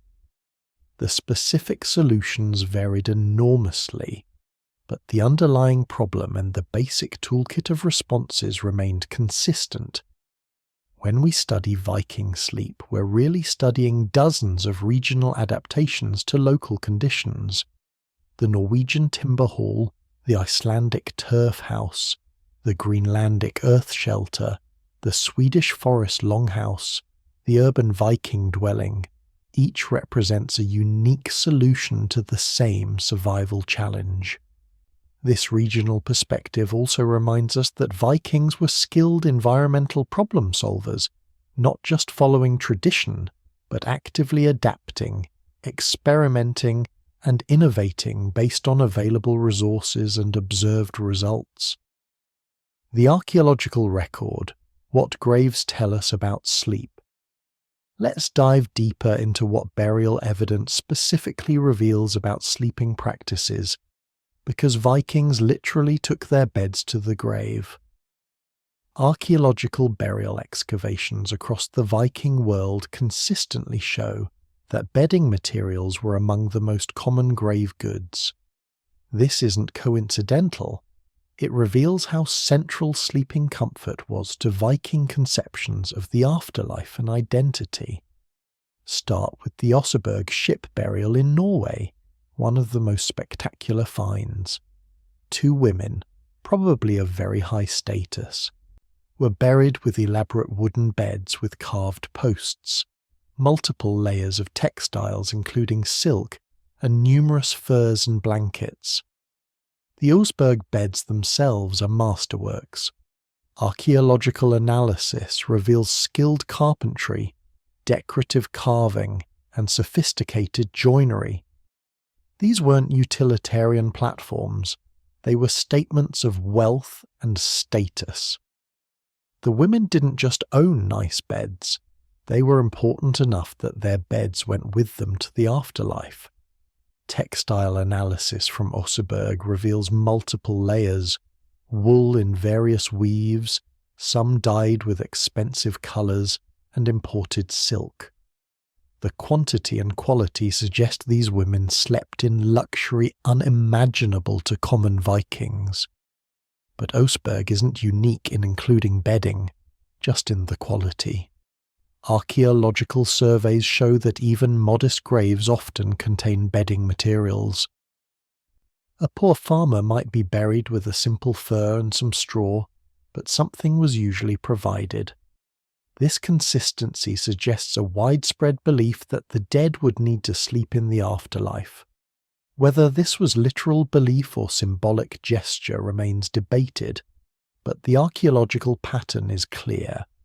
Bedding mattered beyond practical function. Grave excavations in Iceland show interesting patterns. Despite Iceland's resource scarcity, burials still include bedding materials, though often more modest than Norwegian examples. This suggests that even when resources were tight, providing the dead with sleeping comfort remained a priority. Some Icelandic graves show evidence of turf or earth being carefully arranged as a kind of mattress or cushioning for the body. This might reflect practical Icelandic sleeping arrangements transferred to burial practice. Swedish boat graves, like the ones at Valsgerda and Vendel, show warriors buried in boats with their weapons, and frequently evidence of bedding materials. Archaeological analysis reveals furs, textiles, and sometimes wooden platform fragments. The combination of weapons and bedding in these graves is particularly interesting. It suggests Viking identity encompassed both martial prowess and sleeping comfort. A true warrior needed both a good sword and a good night's rest. Danish excavations show similar patterns. Graves at Jelling and other sites reveal bedding goods across the social spectrum, though again, quality varies dramatically with status. Archaeological analysis techniques have become sophisticated enough to identify specific textile types and fur sources. This reveals trade networks. A Danish grave might contain furs from Sweden or Norway, textiles from Frisia, demonstrating how bedding materials move through Viking trade systems. Children's graves provide poignant evidence. Archaeological excavations consistently show that children were buried with particular care regarding sleeping comfort. Small bodies wrapped in multiple layers, positioned carefully, sometimes with evidence of special miniature mattresses or cushions. This suggests parental grief expressing itself through provision of comfort in death. If the child was cold and vulnerable in life, at least they could be warm in the grave. The archaeological record preserves these intimate family emotions across centuries. Slave or thrall burials present a stark contrast. Archaeological evidence of low-status burials shows minimal or no bedding materials. Sometimes bodies were simply placed in earth with no grave goods at all. This inequality persisted into death. Just as thralls occupied the worst sleeping positions in life, they were denied sleeping comfort in death. The archaeological record literally maps social hierarchy. Some graves show evidence of bedding being burned rather than buried. Archaeological excavations occasionally reveal burn layers with textile and fur residues near burial sites. This might reflect funeral practices where the deceased's bedding was destroyed, perhaps to prevent ghost return or simply as part of funeral ritual. Cremation burials present challenges for detecting bedding, since much would be destroyed by fire. But archaeological analysis of cremation urns and deposits sometimes reveals fabric fragments or fur scraps that survived burning, suggesting bedding was included even when bodies were cremated. The position of bodies in graves often mimics sleeping positions. Archaeological analysis shows that Vikings were frequently buried lying on their sides, sometimes with hands positioned near face, knees slightly bent. Classic sleeping postures. This sleeping in death positioning reinforces the connection between earthly sleep and death as eternal sleep. The archaeological evidence suggests this metaphor was made literal through burial practice. Some graves show evidence of multiple bedding layers, perhaps indicating that the deceased was put to bed rather than simply buried. Archaeological excavations reveal careful arrangement with softer materials near the body, harder materials underneath, creating a kind of mattress structure. Grave architecture itself sometimes mimics sleeping spaces. Archaeological evidence of wooden burial chambers shows structures remarkably similar to sleeping platforms in longhouses. Raised areas, wooden frames, even evidence of roofs or coverings creating enclosed sleeping spaces within graves. Seasonal patterns in burial might have affected bedding inclusion. Some archaeological evidence suggests that people dying and buried in winter were more likely to have heavy bedding materials included, while summer burials might have lighter grave goods. This could reflect practical factors, more furs available in winter, or symbolic factors, providing extra warmth for those entering the afterlife during the cold season. Archaeological evidence of grave reuse or disturbance sometimes shows that bedding materials were among the items robbers sought. Later grave goods inventories mention textiles and furs as valuable plunder, suggesting bedding materials had resale value worth the sacrilege of grave robbery. The presence of bedding in graves also helps archaeologists date and identify cultural affiliations. Certain weaving techniques, fur types, or sleeping platform styles are chronologically and regionally specific, allowing researchers to place graves in time and space based partly on sleeping arrangements. Some graves show evidence of bedding degradation patterns that reveal original placement. Archaeological analysis of soil staining, organic residue patterns, and trace elements can reconstruct where furs were positioned, how textiles were folded, even what materials have completely decomposed, leaving only chemical traces. Modern archaeological techniques, DNA analysis, isotope studies, radiocarbon dating, are revealing new details about buried bedding. We can now sometimes identify specific animal sources for furs, trace textile origins, even determine whether materials were new or well used when placed in graves. One fascinating finding: some graves show evidence of favourite bedding, well-worn items with obvious use-wear rather than pristine grave goods. This suggests that people were sometimes buried with their actual sleeping materials, the furs and textiles they'd used in life, rather than items purchased for burial. This makes the graves even more intimate. You're not seeing generic Viking bedding, but specific objects that warmed specific individuals through specific nights. The archaeological record preserves these personal connections. Archaeological evidence also reveals cultural mixing in burial practices.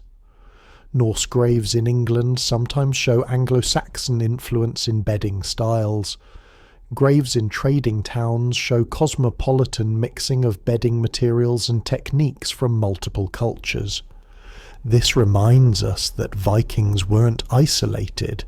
They were part of larger medieval European world, and their sleeping practices both influenced and were influenced by their neighbours. The quality and quantity of bedding in graves might also reflect the season and manner of death. Archaeological evidence suggests that someone dying violently might have different burial treatment than someone dying peacefully of age, possibly including different bedding provision. Warrior graves sometimes show battle-damaged bedding, furs with weapon cuts, textiles with blood staining. These weren't clean grave goods, but actual battle gear, suggesting these warriors were buried as they lived, wrapped in their campaign bedding. Female graves with particularly rich bedding sometimes also include textile working tools, spindles, looms, weights, needles. This creates a narrative. These women made textiles in life, slept under their creations, and were buried with both product and tools of production. The archaeological evidence from graves complements what we learn from settlement excavations.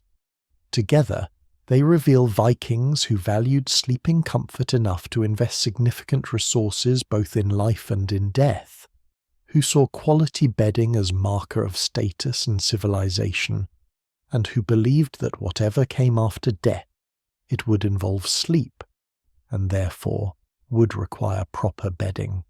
The evolution of longhouse sleep across centuries Let's examine how Viking sleeping arrangements changed over the roughly 3 centuries of the Viking Age, 800–1066 CE, and into the medieval period. Archaeological evidence reveals that early Viking Age longhouses, 800–900 CE, were different from later ones, and these differences affected sleep. Early period excavations, like those at Læsø in Denmark, show relatively simple structures, single-room halls with central hearths, minimal internal divisions, straightforward sleeping platforms along walls. These early longhouses were functional but less sophisticated than later developments. Archaeological evidence suggests less concern with insulation, simpler fire management systems, more basic sleeping arrangements. Moving into the mid-Viking Age, 900–1000 CE, archaeological sites show increasing sophistication. Excavations at Borg in Norway reveal more complex internal structures, possible room divisions, more elaborate hearth systems, better insulated walls. This century saw refinement based on accumulated experience. As Vikings settled more permanently in various regions, they learned what worked and what didn't, modifying designs accordingly. The late Viking Age, 1000–1066 CE, shows further evolution. Archaeological evidence from this period reveals structures with better ventilation systems, more sophisticated sleeping platform designs, sometimes separate rooms or buildings for sleeping. Sites like Trelleborg in Denmark show almost standardized longhouse designs, suggesting architectural knowledge was being systematized and shared. The sleeping arrangements in these late structures show refinement born of generations of experience. Post-Viking Age continuation is equally interesting archaeologically. In Iceland, the Faroe Islands, and remote Norway, traditional longhouse sleeping arrangements persisted centuries after the Viking Age officially ended. Excavations of Icelandic farms from the 12th–14th centuries show longhouses still using many Viking-era sleeping solutions: turf construction, central hearths, communal sleeping platforms. The basic pattern persisted because it worked in Icelandic conditions. However, archaeological evidence also shows gradual changes. Later medieval Icelandic houses sometimes show separate sleeping closets or small rooms, a move toward more privacy that reflects broader European medieval trends. Norwegian excavations show earlier adoption of continental European housing styles. By the 12th and 13th centuries, Norwegian elite were building in stone with separate bedrooms, though common folk maintained traditional sleeping arrangements longer. This class-based evolution is archaeologically visible. Elite sites show rapid adoption of new sleeping technologies and arrangements, while common sites show conservative persistence of traditional methods. Archaeological evidence from trading towns like Bergen shows hybrid development. Multi-story wooden buildings with designated sleeping lofts or areas, showing influence from German and other European urban housing styles. The introduction of Christianity created some archaeological visible changes in sleeping arrangements. Some excavations show evidence of small private prayer spaces or areas that might have allowed more individual sleeping arrangements, at least for religious purposes. Archaeological evidence of early churches sometimes shows associated residential buildings with more compartmentalized sleeping areas, suggesting clergy brought different sleeping customs that gradually influenced secular housing. Technological changes visible in the archaeological record also affected sleep. Better iron tools allowed more precise carpentry, enabling more sophisticated platform construction and furniture. Archaeological evidence of improved textile production, better looms, finer weaving, meant better blankets and bedding materials over time, though this benefited wealthy more than poor. The arrival of chimneys represents a major archaeological marker of change. Late medieval Scandinavian structures begin showing stone or brick chimneys rather than simple roof holes, dramatically improving ventilation and reducing the smoke problems that plagued traditional longhouses. This single innovation probably improved sleep quality more than any other technological change. Archaeological evidence of reduced soot in later structures supports this.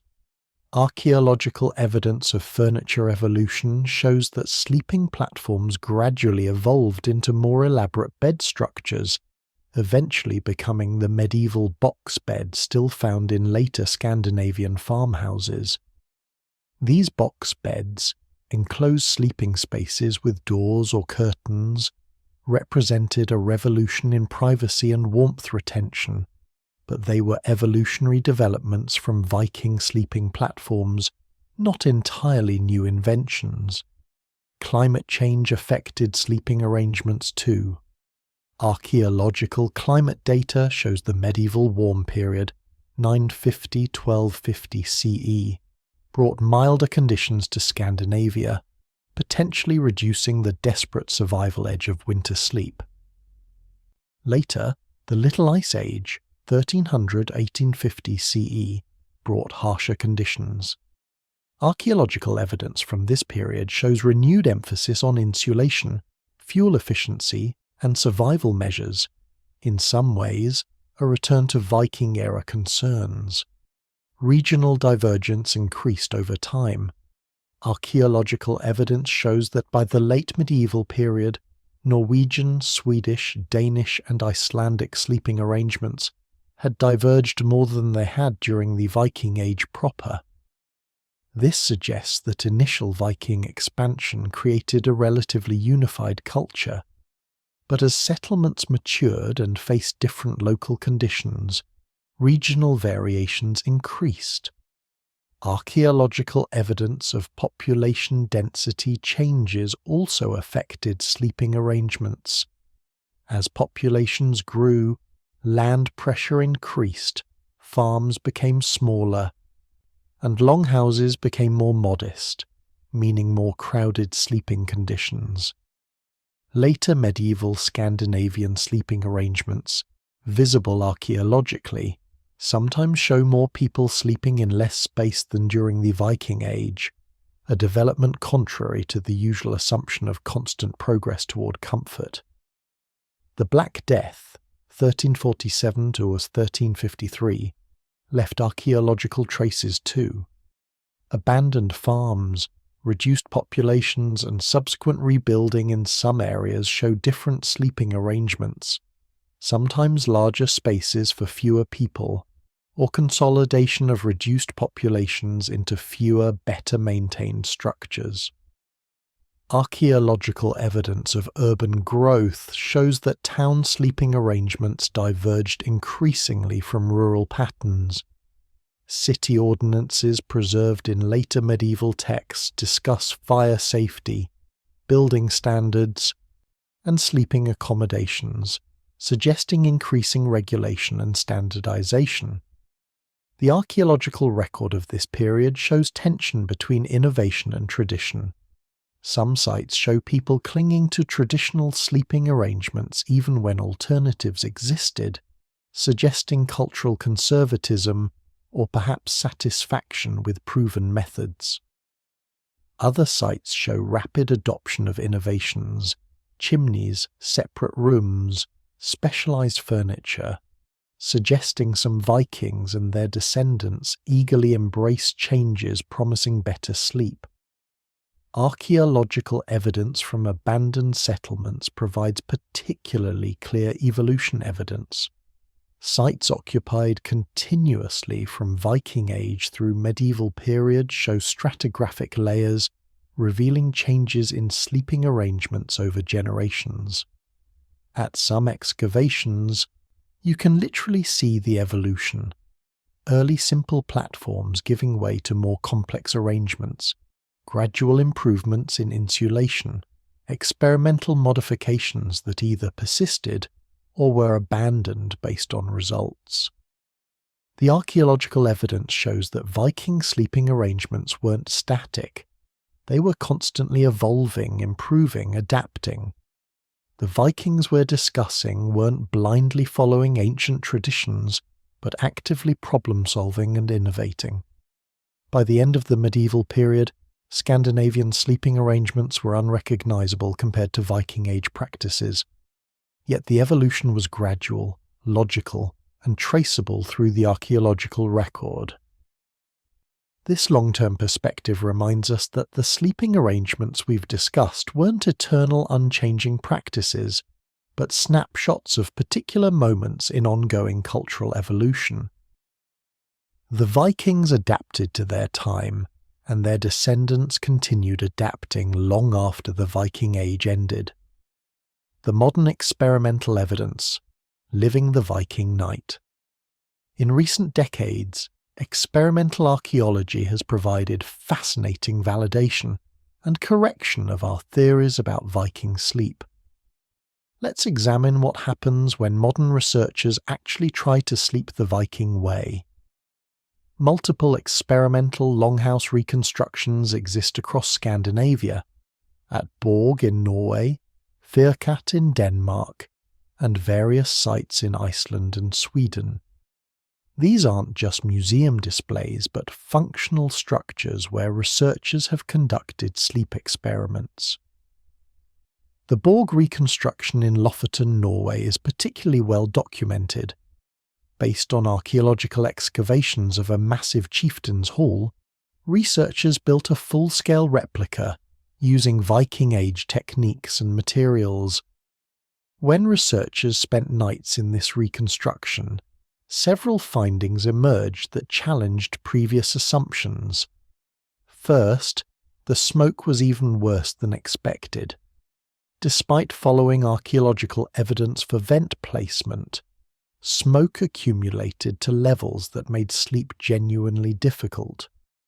Modern participants reported eye irritation, coughing, and difficulty breathing, consistent with the respiratory disease evidence in Viking skeletons, but experienced viscerally rather than just theoretically understood. Second, the temperature gradients were extreme. Thermal imaging of the reconstructed hall showed 20 degrees Celsius differences between areas near the hearth and areas near doors. This confirmed theoretical models but made the inequality of sleeping positions starkly real. Third, the noise levels were unbearable by modern standards. Even without actual livestock, most experiments use recordings rather than real animals for ethical and practical reasons. The acoustic properties of the hall meant every sound echoed and amplified. Participants reported that what would be minor noises in modern buildings, someone shifting position, a log settling in the fire, became loud disturbances in the longhouse environment. This helped explain the segmented sleep pattern. Continuous sleep was physically difficult. The Fyrkat reconstruction in Denmark provided different insights. This was a smaller, more typical structure than the elite Borg Hall, giving perspective on how common Vikings lived. Researchers here found that the smaller size actually created challenges. With less space, managing fire smoke was harder. Fewer people meant less body heat accumulation. The elite longhouse, for all its status implications, was actually more comfortable for sleeping than the commoner's hall. Icelandic reconstructions provided crucial data about turf structures. Researchers found that turf houses, while better insulated than timber halls in some ways, had significant dampness problems. The turf walls absorbed moisture from cooking, breathing, and external weather, creating a perpetually damp interior. Modern participants reported that bedding felt damp even after short stays, suggesting Vikings dealt with chronic dampness issues archaeological evidence hints at but couldn't prove. These Icelandic experiments also revealed interesting thermal properties. Turf structures were slower to heat than timber halls but retained warmth longer. This meant a different fire management strategy, building heat earlier in the day, then coasting on retained warmth through the night. Swedish experiments with forest longhouses showed that abundant wood supply created its own challenges. With unlimited fuel, there was temptation to overburn, but this created excessive smoke and fire danger. Learning the balance between too little fire, cold, and too much smoke, danger, required real experience. Multiple experiments have tested specific bedding materials. Researchers sleeping on authentic straw mattresses reported initial comfort.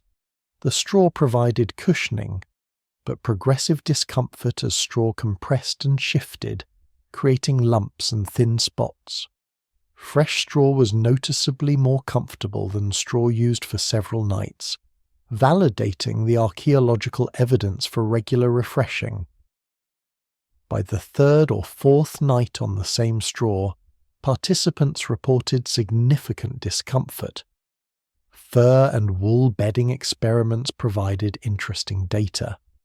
Researchers confirmed that wool maintains warmth even when damp, a property repeatedly mentioned in archaeological interpretation, but viscerally different to experience personally. However, modern participants also unanimously reported that wool and fur bedding was intensely itchy. Vikings presumably adapted to this over lifetime exposure, but modern researchers found it genuinely difficult to sleep through the irritation. Experiments with communal sleeping confirmed the psychological challenges. Modern participants, even those enthusiastic about experimental archaeology, reported significant discomfort with the lack of privacy and constant proximity to others. Several experiments had to be modified because modern participants simply couldn't tolerate authentic Viking sleeping arrangements for extended periods. This actually validates how challenging these conditions were. Vikings who managed them had genuine resilience modern people lack. Fire management experiments revealed the skill required. Maintaining a fire at proper levels, enough for warmth, not too much for smoke, while banking it overnight required constant adjustment and developed judgment. Modern participants initially either overburned, creating smoke problems, or underburned, getting cold. After several nights of practice, some participants developed better intuition, but none achieved the effortless management that a lifetime Viking would have possessed. This highlighted how much knowledge and skill was embedded in successful Viking sleeping arrangements. Segmented sleep experiments have been particularly revealing. Multiple research groups have found that when sleeping in longhouse reconstructions without artificial lighting and with need to tend fires, modern participants naturally fell into segmented sleep patterns. This wasn't planned. Participants didn't intend to wake midnight, but the combination of smoke, need to manage fire, noise, and discomfort created natural wake periods. This strongly suggests Viking segmented sleep wasn't cultural preference, but environmental necessity. Interestingly, participants also reported that after several nights, the segmented pattern became less disturbing. The first night's wake periods felt like unwanted interruptions, but by night 4 or 5 they felt more natural. This suggests humans can adapt to segmented sleep relatively quickly. Ventilation experiments have tested different smoke hole configurations. researchers found that adjustable vents were essential. Fixed vents either let out too much heat or retained too much smoke depending on weather conditions. Wind direction dramatically affected vent efficiency. A configuration that worked perfectly one evening created smoke-filled conditions the next if wind shifted. This explained why archaeological evidence sometimes shows multiple vent positions. Vikings needed flexibility to respond to changing conditions. Some experiments included children with appropriate safety measures. Researchers found that children adapted more easily than adults to the communal sleeping arrangements, supporting the theory that Viking children grew up accepting these conditions as normal. However, children were also more disturbed by smoke and discomfort, requiring more reassurance and intervention. This aligned with archaeological evidence of careful child positioning in sleeping arrangements, protecting the most vulnerable from the worst conditions. Experiments testing livestock inclusion, using calm, habituated animals, confirmed the warmth contribution, but also revealed downsides modern participants found severe. The smell was overwhelming, the noise constant, and the management burden significant. Participants reported that caring for animals throughout the night, checking on them, adjusting their positions, managing waste, created substantial sleep disruption. Yet the warmth contribution was measurable, with thermal sensors showing 3 to 5 degree temperature increases when animals were present. Clothing as bedding experiments validated this practice. Participants found that sleeping in daywear provided significant warmth and eliminated the thermal shock of changing clothes in the cold. However, daywear accumulated dampness from body heat overnight, creating morning discomfort. This explained why archaeological evidence sometimes shows multiple tunics per person. You'd need spares to swap out damp ones, creating a rotation system. Experiments with authentic food before sleep showed noticeable effects on body warmth. Participants eating calorie-dense Viking-style evening meals reported feeling warmer through the night than those eating lighter modern meals.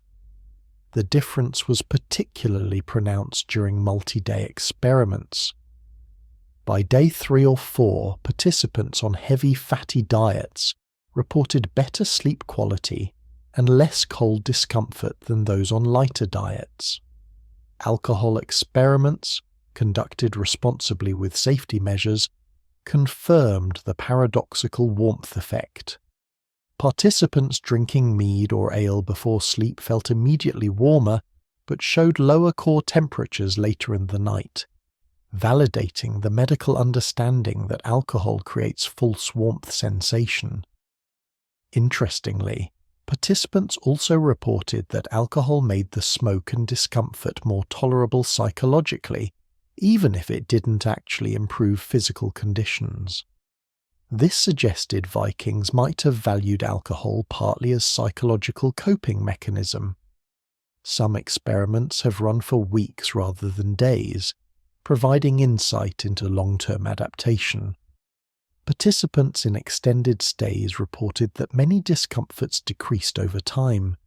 The smoke became less irritating, the straw less uncomfortable, the communal proximity less jarring. However, some problems didn't improve.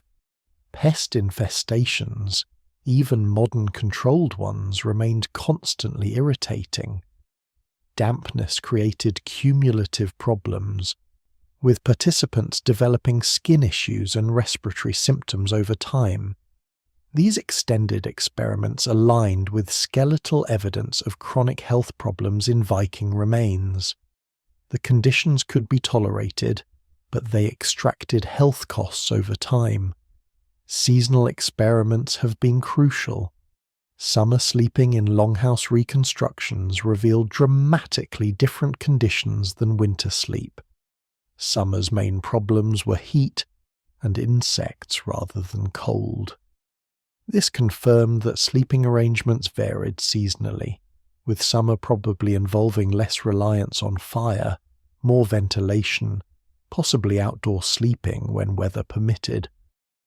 Winter experiments in far northern locations tested extreme conditions. Researchers at Norwegian Arctic sites found that even with fire and all authentic warmth strategies, maintaining comfortable sleep temperatures was genuinely difficult. These experiments validated the desperation edge of Viking Arctic settlement. This wasn't comfortable or easy. This was people pushing the limits of survival technology. Safety concerns in these experiments highlighted real Viking dangers. Multiple experiments experienced near-miss fire incidents, sparks landing on bedding, smoke reaching dangerous levels, overheated hearths threatening structural damage. These modern near misses, despite safety officers and fire extinguishers standing by, emphasized how real the fire danger was for Vikings. Their constant management and vigilance prevented disasters that modern safety measures barely contained in controlled experiments. Psychological assessment of participants has provided interesting data. Most reported that the hardest aspect wasn't physical discomfort but psychological. The lack of privacy, the inability to control your environment, the constant sensory stimulation. This aligned with our theoretical understanding that Viking sleeping arrangements required psychological adaptation as much as physical hardening. You had to change your expectations of what sleep should be. Some participants also reported unexpected positive experiences. The communal aspect, while initially uncomfortable, created feelings of connection and security some found meaningful. The simplicity of the environment, without modern distractions, allowed different quality of rest despite physical discomforts. A few participants reported that authentic longhouse sleeping, despite its hardships, felt somehow right or grounding in ways difficult to articulate. This subjective reporting reminds us that human experience isn't purely about comfort. Meaning, connection, and cultural context matter too. Experimental archaeology has limitations.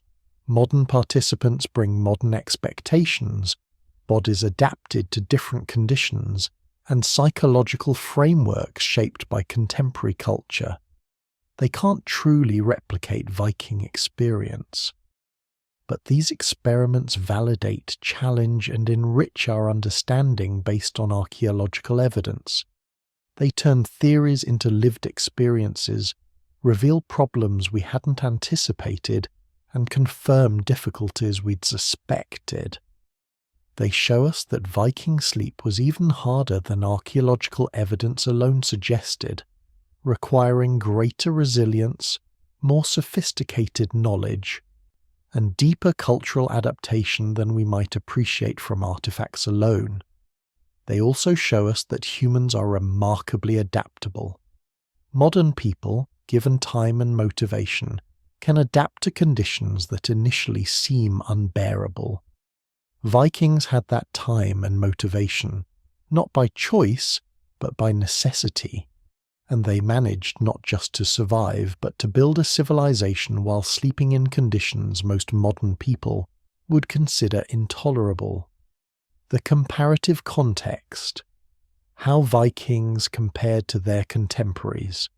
To truly understand Viking sleeping arrangements, we need to compare them to how other medieval people slept.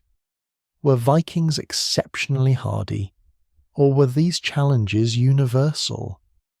Archaeological and historical evidence from medieval Europe reveals that difficult sleeping conditions were widespread. Let's start with Anglo-Saxon England, since Vikings had extensive contact there. Anglo-Saxon hall excavations like the one at Yeavering in Northumbria show structures similar to Viking longhouses: timber frames, central hearths, communal sleeping. The basic challenges were similar: managing fire, dealing with smoke, sleeping in groups. However, the milder British climate meant some differences. Archaeological evidence suggests less desperate insulation needs, possibly more comfort with natural ventilation, less reliance on animal cohabitation for warmth. Written sources from Anglo-Saxon England mention sleeping arrangements occasionally. The epic Beowulf describes warriors sleeping in halls, though in idealized heroic terms. Historical sources like Bede's Ecclesiastical History mention sleeping in communal spaces. These sources suggest that communal hall sleeping was normal across Germanic cultures, not unique to Vikings. The pattern appears to be broadly shared across northern European peoples. Frankish and Germanic continental sources reveal similar arrangements. Archaeological evidence from sites across Germany and France shows longhouse structures with communal sleeping, though with regional variations in construction and materials. Charlemagne's palace at Aachen shows that even at the highest elite levels, sleeping arrangements weren't radically more private than common halls, just larger and more elaborate versions of the same basic pattern. Moving to the Celtic British Isles, archaeological evidence from Irish ring forts and Scottish brochs shows different architecture but similar communal sleeping arrangements. Roundhouses rather than longhouses, but still featuring central hearths and grouped sleeping. Early medieval Irish laws and literature mention sleeping arrangements occasionally, describing communal sleeping in kin group houses, suggesting patterns parallel to Norse practices despite different cultural contexts. Mediterranean Europe presents interesting contrasts. Archaeological evidence from Byzantine, Italian, and Iberian sites shows different sleeping arrangements, more individual sleeping spaces, sometimes in separate rooms, earlier adoption of beds as distinct furniture pieces. The warmer climate made different strategies viable.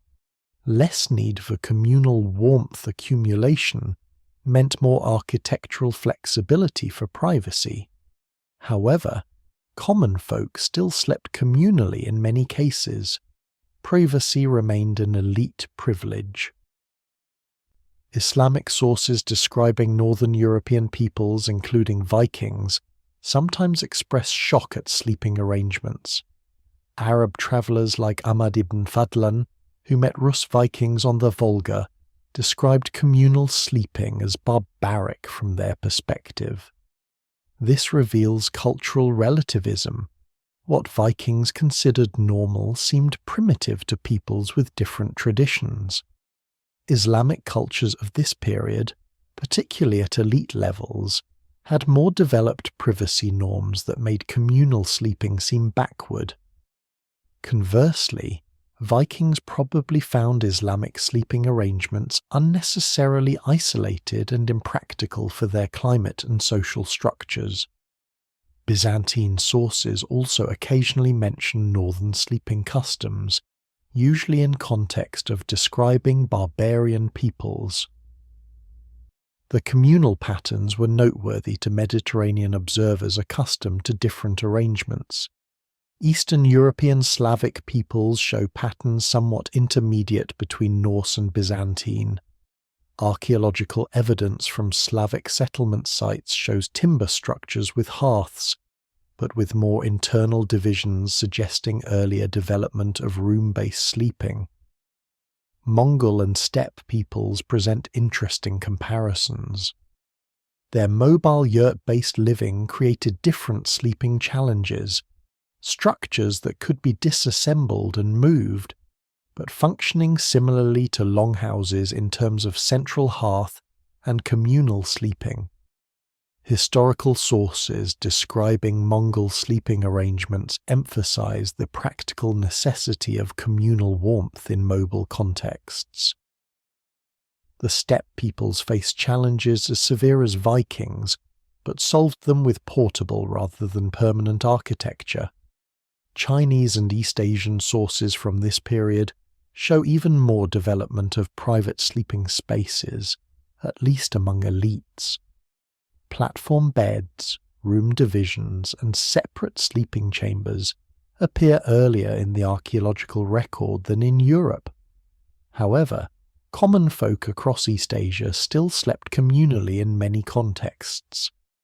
The elite-commoner divide in sleeping privacy appears to be nearly universal across medieval cultures.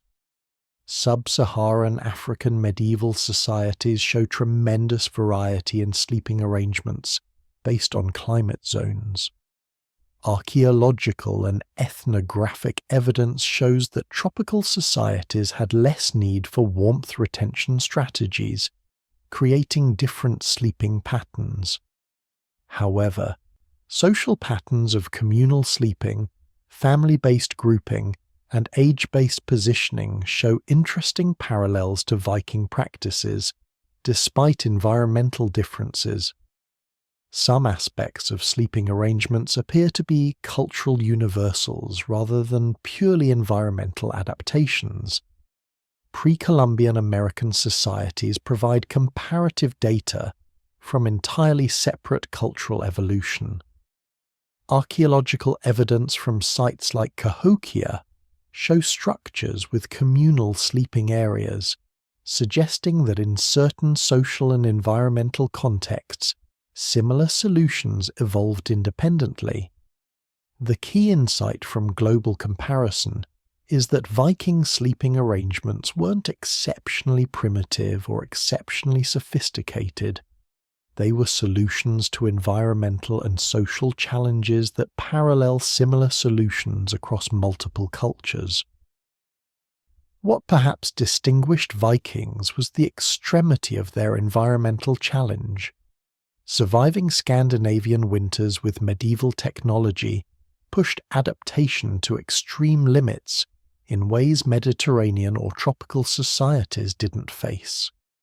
Comparing within Scandinavia's broader region, Sami peoples, the indigenous inhabitants of northern Scandinavia, had their own sophisticated cold weather adaptations. Archaeological and ethnographic evidence of lavu, tent-like structures, and goati, turf huts, shows different architectural approaches to similar challenges. Sami sleeping arrangements emphasized mobility and lightweight construction, contrasting with Norse permanent structures. However, the basic toolkit, reindeer hides for bedding, central fires, communal sleeping, shows parallel problem-solving. There's archaeological evidence of cultural exchange between Norse and Sami peoples, with some adaptation of techniques in both directions. This mutual influence enriched both cultures' survival strategies. Russian medieval sources describe sleeping in timber houses with large clay ovens that also served as sleeping platforms, a different solution to the same cold weather challenge. Archaeological evidence from sites like Novgorod confirms these descriptions. This Russian solution, sleeping on or near the heat source rather than near but not on it, represents an alternative approach that Vikings occasionally adopted in Eastern settlements. Comparative timeline matters too. Early medieval sleeping arrangements across Europe were more uniformly communal and less private. By late medieval period, 13th, 15th centuries, privacy was increasing across cultures, though at different rates. Vikings, by ending their distinctive cultural phase in the 11th century, essentially froze at a particular point in this evolution. Had they continued as a distinct culture, they likely would have evolved toward more privacy like their neighbours. The comparative evidence shows that human sleeping arrangements are shaped by three main factors: climate, environment, available technology, materials, and social cultural values. Vikings faced extreme climate, had medieval technology, and valued communal kin-based social organization. This combination produced sleeping arrangements that were challenging by absolute standards but reasonable given their constraints. They weren't uniquely suffering, they were solving their particular version of universal challenges. When we place Viking sleep in comparative context, we see people adapting intelligently to difficult circumstances, not people too primitive to imagine better alternatives. Within their context, their solutions were sophisticated. We also see that many supposed Viking characteristics, communal sleeping, minimal privacy, family-based groupings, were broadly shared across medieval Northern European cultures. The Vikingness wasn't in the basic patterns, but in specific adaptations to Scandinavian conditions. This comparative lens also helps us avoid romanticizing or demonizing Viking sleeping arrangements. They weren't better or worse than their contemporaries, just different, adapted to different circumstances, part of the broader medieval pattern of communal, challenging pre-modern sleep. The enduring legacy, what Viking sleep teaches us today. As we conclude this deep exploration of Viking sleeping arrangements, what lessons emerge for modern audiences? What can we learn from people who slept so differently from us? First, there's the resilience lesson. Vikings endured sleeping conditions that modern people would consider intolerable, yet they didn't just survive. They thrived, explored, traded, created art and literature, built functioning societies. This challenges modern assumptions about prerequisites for human flourishing. We assume we need comfortable sleep to function well. Vikings prove that humans are far more adaptable than contemporary culture acknowledges. However, this isn't an argument for rejecting comfort. Archaeological evidence of Viking health problems, respiratory disease, chronic conditions, shortened lifespans, reminds us that difficult conditions exact real costs. Resilience doesn't mean invulnerability. Second, there's the community lesson. Viking sleeping arrangements forced radical interdependence. You literally couldn't survive winter alone. This created social bonds that modern privacy sometimes prevents. Modern sleeping arrangements, individual rooms, separate beds, maximum privacy, reflect values of independence and individual space. Viking patterns reflect values of communal survival and kin group primacy. Neither is objectively better, but recognizing the trade-offs helps. We gain privacy, but lose certain types of closeness. Vikings lost privacy but gained forms of connection modern people sometimes miss. Third, there's the sustainability lesson.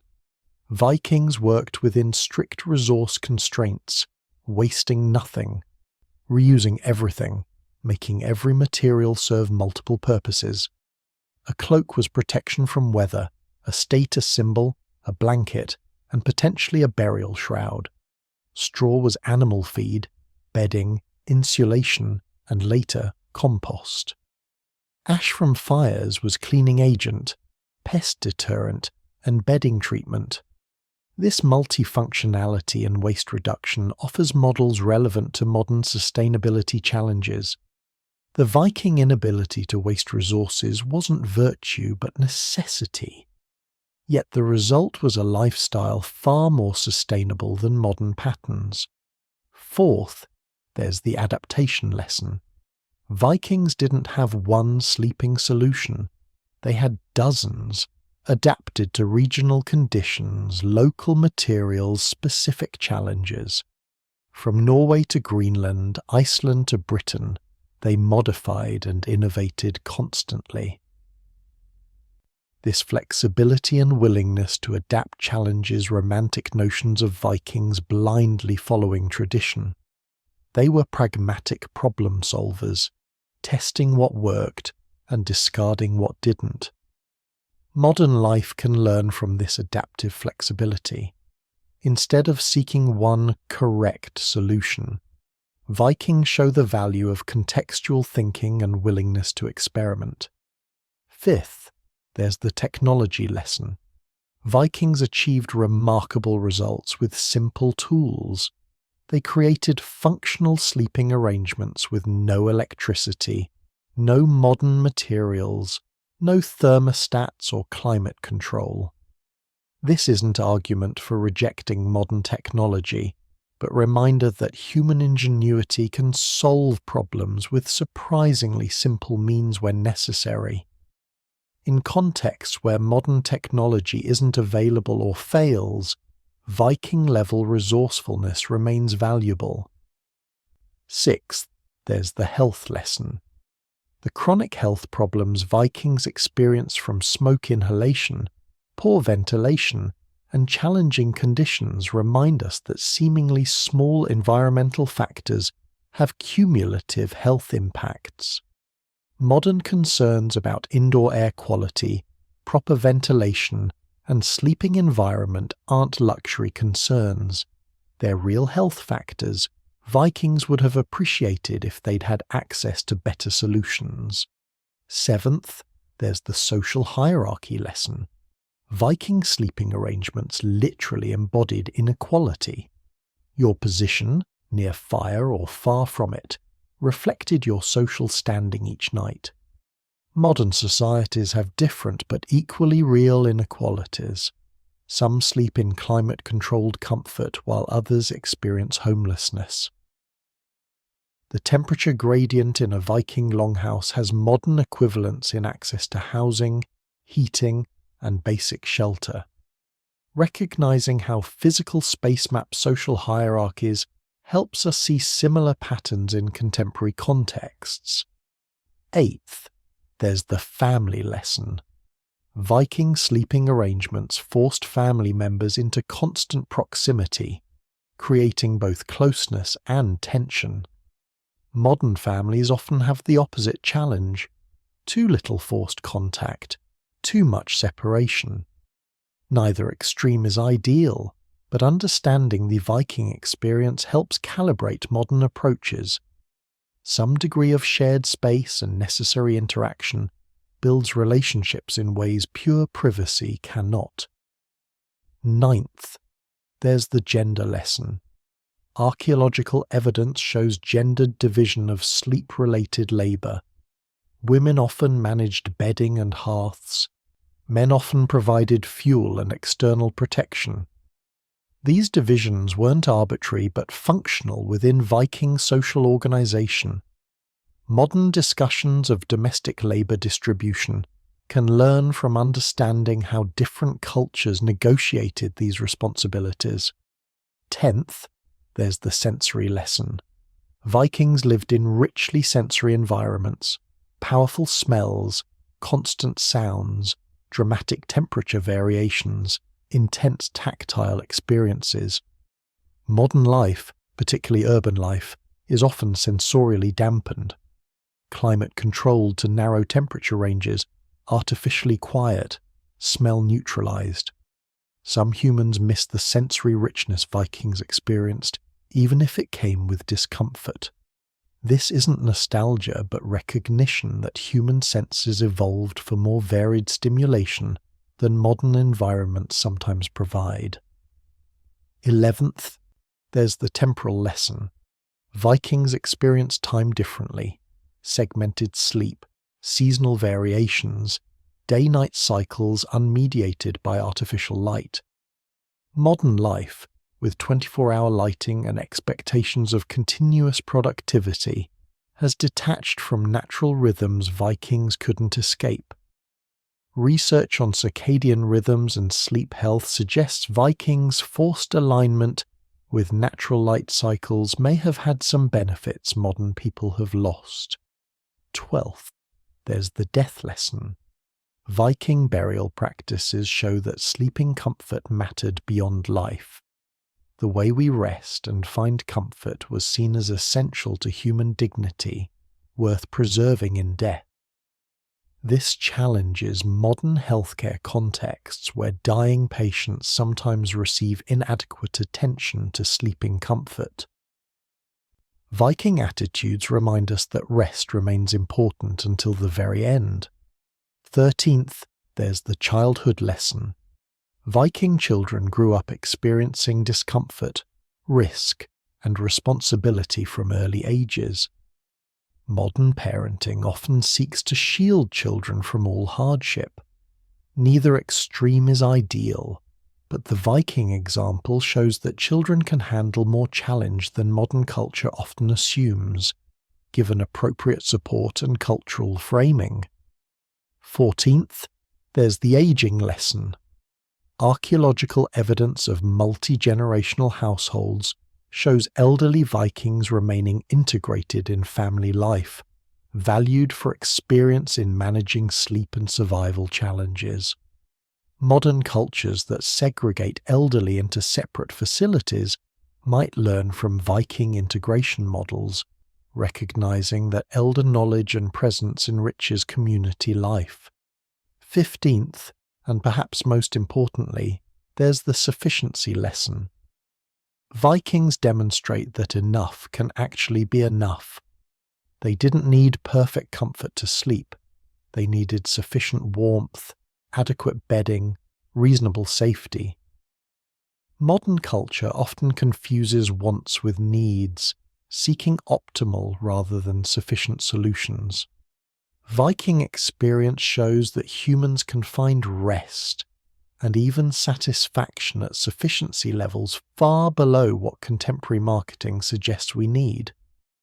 This isn't argument for deliberately choosing hardship, but for recognizing that baseline needs are often simpler than consumer culture suggests.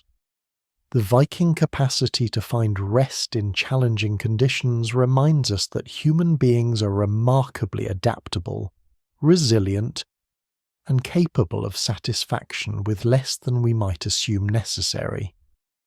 These lessons don't mean we should return to Viking sleeping arrangements.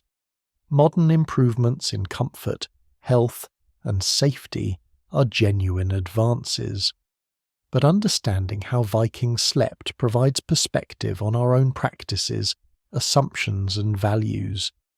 It reminds us that current arrangements aren't inevitable or natural. They're cultural choices with trade-offs. Privacy costs community.